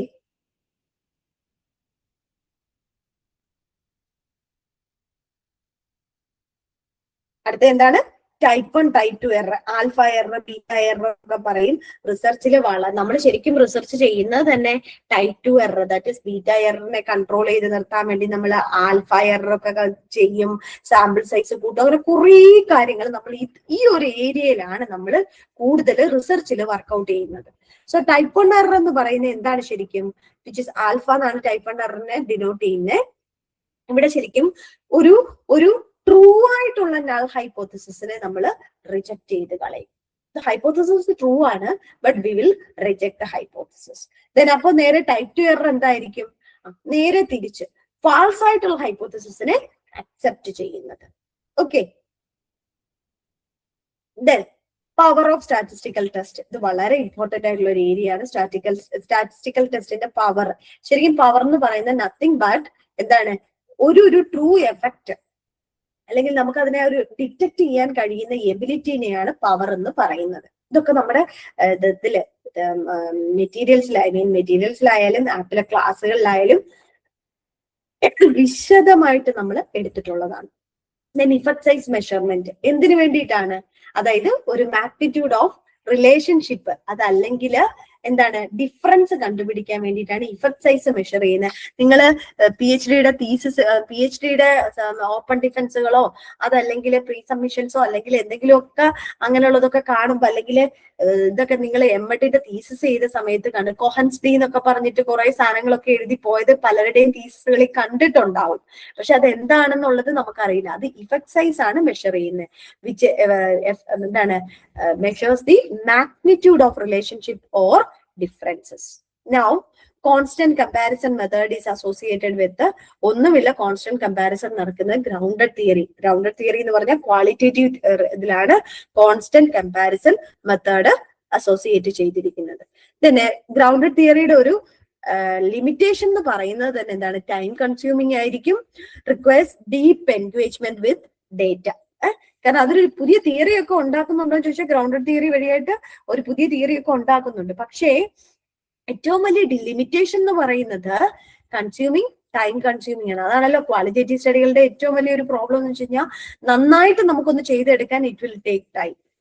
now triangulation design in mixed method refers to എന്തായിരിക്കും? ഒന്നുമില്ല, concurrent collection and comparison of qualitative and quantitative data. Qualitative quantitative ഡേറ്റയുടെ കൺകറന്റ് സൈമൾട്ടേനിയസ് ആയിട്ടുള്ള അല്ലെങ്കിൽ ഒരേ സമയത്തുള്ള കളക്ഷനെയാണ് കമ്പാരിസണും ചെയ്യണം. അതിനെയാണ് നമ്മൾ ട്രയാങ്കുലേഷൻ എന്ന് പറയുന്നത്, ട്രയാങ്കുലേഷൻ ഡിസൈനിൽ ചെയ്യുന്നത്. Then explanatory mix method design എന്താണ്? Qualitative explains quantitative result, explanatory research, qual എന്നൊക്കെ പറഞ്ഞിട്ടുള്ള കുറെ സാധനങ്ങളുണ്ട്. ദെൻ ആൻഡ്രഗോഗി, നമ്മൾ പെഡഗോഗി ആൻഡ്രഗോഗി എന്നൊക്കെ പറഞ്ഞ ആ ഒരു ഏരിയയിലേക്ക് എത്തി അല്ലെ. ആൻഡ്രഗോഗി റെഫേഴ്സ് ടു എന്താണ്? അഡൽട്സ് ആണ്. അവിടെ adults are self directed learners ആയിട്ട് എടുത്തുകൊണ്ടാണ് ആൻഡ്രഗോഗി. മറ്റേ ചൈൽഡിനെ ആണ് സെൽഫ് ഡയറക്റ്റഡ് ലേണിംഗ് എടുത്തു വരുന്നതാണ് ഹ്യൂട്ടഗോജി എന്ന് പറയുന്നത്. Okay. Then according to McLone's adult learning is problem centred rather than എന്താണ്? Problem centred rather than content centred. So ഇതൊക്കെ ജസ്റ്റ് ഈ പറഞ്ഞ ആൻഡ്രഗോഗി പെഡഗോഗി വരുന്ന ഏരിയകളിലെ ക്വസ്റ്റ്യൻസ് ആണ്. ദെൻ ഇത് വളരെ ഇമ്പോർട്ടന്റ് ആയിട്ടുള്ള ഒന്ന്, Anderson Krathwohl revised taxonomy. Here create belongs to എന്താണ്? ഹയസ്റ്റ് ലെവലിലാണ് ക്രിയേറ്റ് നിൽക്കുന്നത്. നിങ്ങൾ ഇതറിയാലോ, റിമെമ്പറിങ് അണ്ടർസ്റ്റാൻഡിങ് എന്നൊക്കെ പറയുന്ന ബ്ലൂംസ് ടാക്സോണമി നെക്സ്റ്റ് കയറുമ്പോഴത്തേക്ക് എന്ത് ചെയ്യും? നെക്സ്റ്റ് വരുന്നത് ഇദ്ദേഹമാണ് റിവൈസ്ഡ് ബ്ലൂംസ് ടാക്സോണമി കൊണ്ടുവന്നതൊക്കെ ആൾക്കാരുണ്ട്. അപ്പൊ അവരുടേതൊന്ന് നോക്കി വെക്കണം. അതൊക്കെ ഹയസ്റ്റ് ലെവലിലാണ് ക്രിയേറ്റ് നിൽക്കുന്നത് എന്നൊക്കെയുള്ള കാര്യങ്ങളൊക്കെ. കാരണം റിമെമ്പർ, അപ്ലൈ, അണ്ടർസ്റ്റാൻഡ് ഒക്കെ ഫസ്റ്റ് സ്റ്റേജുകളിൽ വരുന്നതാണ്. ദെൻ ക്രാത്തോളിന്റെ അഫക്റ്റീവ് ടാക്സോണമി പ്രോഗ്രസ് ഫ്രം, നിങ്ങൾക്ക് ഇതറിയാം, receiving, responding, valuing, organising and characterising. അതുപോലെ തന്നെ സൈക്കോമോട്ടർ ഡൊമൈൻ്റെതും കൂടി ഒന്ന് നോക്കി വെച്ചേക്കണം. Psychomotor domain begins with precision, naturalization, perception, imitation. തുടക്കം എങ്ങനെയാണ്? ഇമിറ്റേഷനിലാണ് തുടങ്ങുന്നത്. ജസ്റ്റ് അതൊക്കെ ഒന്ന് നോക്കി വെച്ചേക്കണം. ദെൻ a portfolio is, ഇതൊക്കെ നമ്മൾ വിശദമായിട്ട് നമ്മൾ എന്ത് ചെയ്യും? നമ്മുടെ ആപ്പിലും നമ്മുടെ ക്ലാസ്സുകളിലും കൊടുത്തിട്ടുണ്ട്. അപ്പൊ അതുകൊണ്ട് തന്നെ അപ്ഡേറ്റഡ് ക്ലാസ്സുകൾ നമ്മൾ വീണ്ടും നോട്ട്സ് ആഡ് ചെയ്തും കൊടുക്കുന്നുണ്ട്. അപ്പൊ അതിൻ്റെ അകത്തൊക്കെ കാര്യങ്ങളൊക്കെ ഉണ്ട്. Portfolio is a collection of students' work demonstrating growth over time. Then reflective journals എന്താണ്? Think critically about their learning process. Okay. Now rubrics എന്താണ്? rubrics നോർമലി നമ്മൾ എവിടെയാ യൂസ് ചെയ്യുന്നത്? ക്വാളിറ്റേറ്റീവ് റിസർച്ചിനാണ് rubrics യൂസ് ചെയ്യുന്നത്. Okay. So where a criteria based scoring guides for constant evaluation. So a large group effective instruction strategies include എന്താണ്? lecture cum demonstration and multimedia presentation. So with that നമ്മൾ just തൽക്കാലത്തേക്ക് കുറെ മോഡൽസിന്റെ കാര്യങ്ങളൊക്കെ ഉണ്ട്. പക്ഷെ തൽക്കാലം നമ്മൾ ഇവിടെ ഒന്ന് നിർത്തുകയാണ്. കാരണം കുറച്ച് ക്വസ്റ്റ്യൻസും കൂടി ഉണ്ട്. അത് ഓൾറെഡി നമ്മൾ നമ്മുടെ ആപ്പിൽ കൊടുത്തേക്കാം. ലാസ്റ്റ് വരുന്ന inclusive education research in India increasingly focus on എന്തിലാണ്? Classroom strategy, UDL, IEP, peer support and teaching attitude. So ഇവിടെ ജസ്റ്റ് നമ്മള് ഇതുവരെ എത്ര ചാപ്റ്റർ, അതായത് 10 യൂണിറ്റിന്റെ കുറെ സെലക്ടഡ് ക്വസ്റ്റ്യൻസും സിലബസിനെയും നമ്മൾ ഓവറോൾ ഒന്ന് ഡിസ്കസ് ചെയ്ത് പോയിട്ടുണ്ട്. ഓക്കെ, സോ അപ്പൊ ആ ഓവറോൾ ഡിസ്കസ് ചെയ്ത് പോയ ആ ഒരെണ്ണം നമ്മള് ജസ്റ്റ് ഒന്ന് ഡിസ്കസ് ചെയ്ത് ഓവറോൾ ഒന്ന് പറഞ്ഞു പോയതാണ്. നിങ്ങൾ എന്താ ചെയ്യേണ്ടതെന്ന് പറഞ്ഞു കഴിഞ്ഞാൽ, നമ്മള് ഇനി പഠിക്കാൻ പോകുന്നതിന് മുമ്പ് എന്ത് ചെയ്യണം? ഫസ്റ്റ് ഞാൻ ആദ്യം തുടക്കത്തിൽ പറഞ്ഞ പോലെ തന്നെ എന്താണ്, സിലബസ് നമ്മൾ വൃത്തിയായിട്ട് ഒന്ന് പഠിച്ചു മനസ്സിലാക്കണം ആദ്യം. Okay,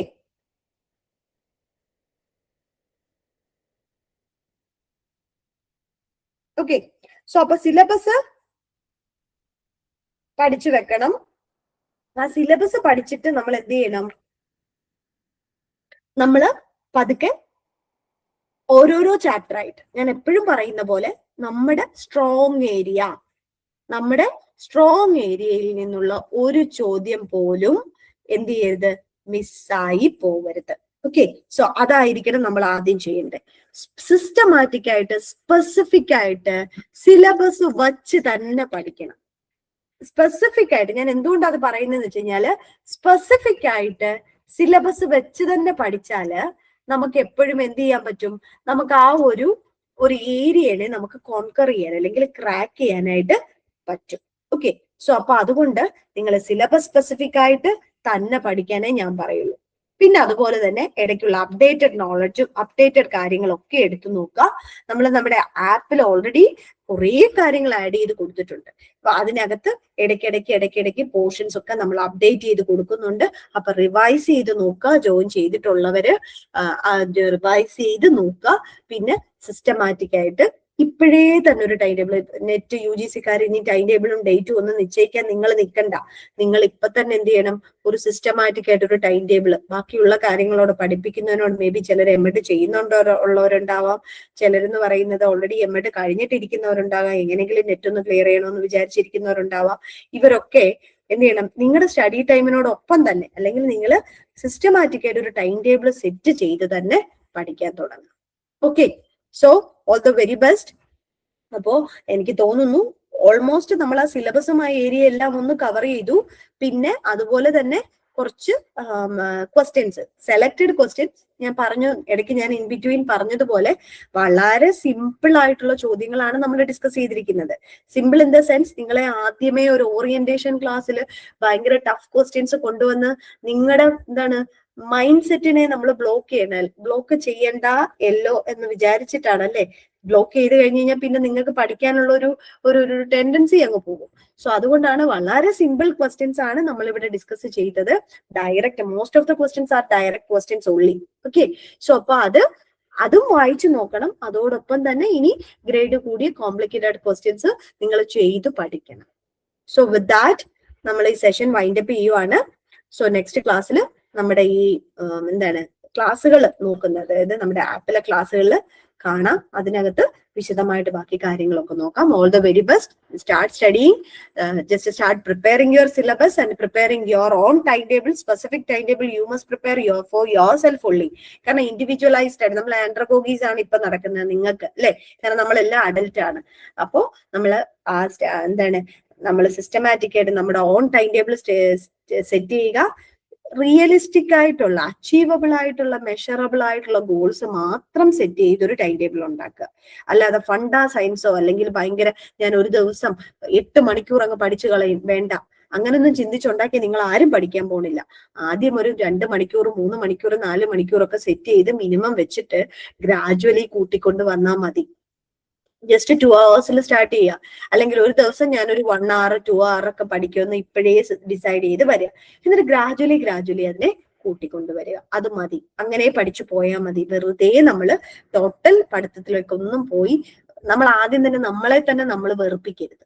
okay, so thank you so much. Thank you for listening. നമുക്ക് ഇനി ഫർദർ ക്ലാസ്സുകളിൽ കാണാം. Thank U.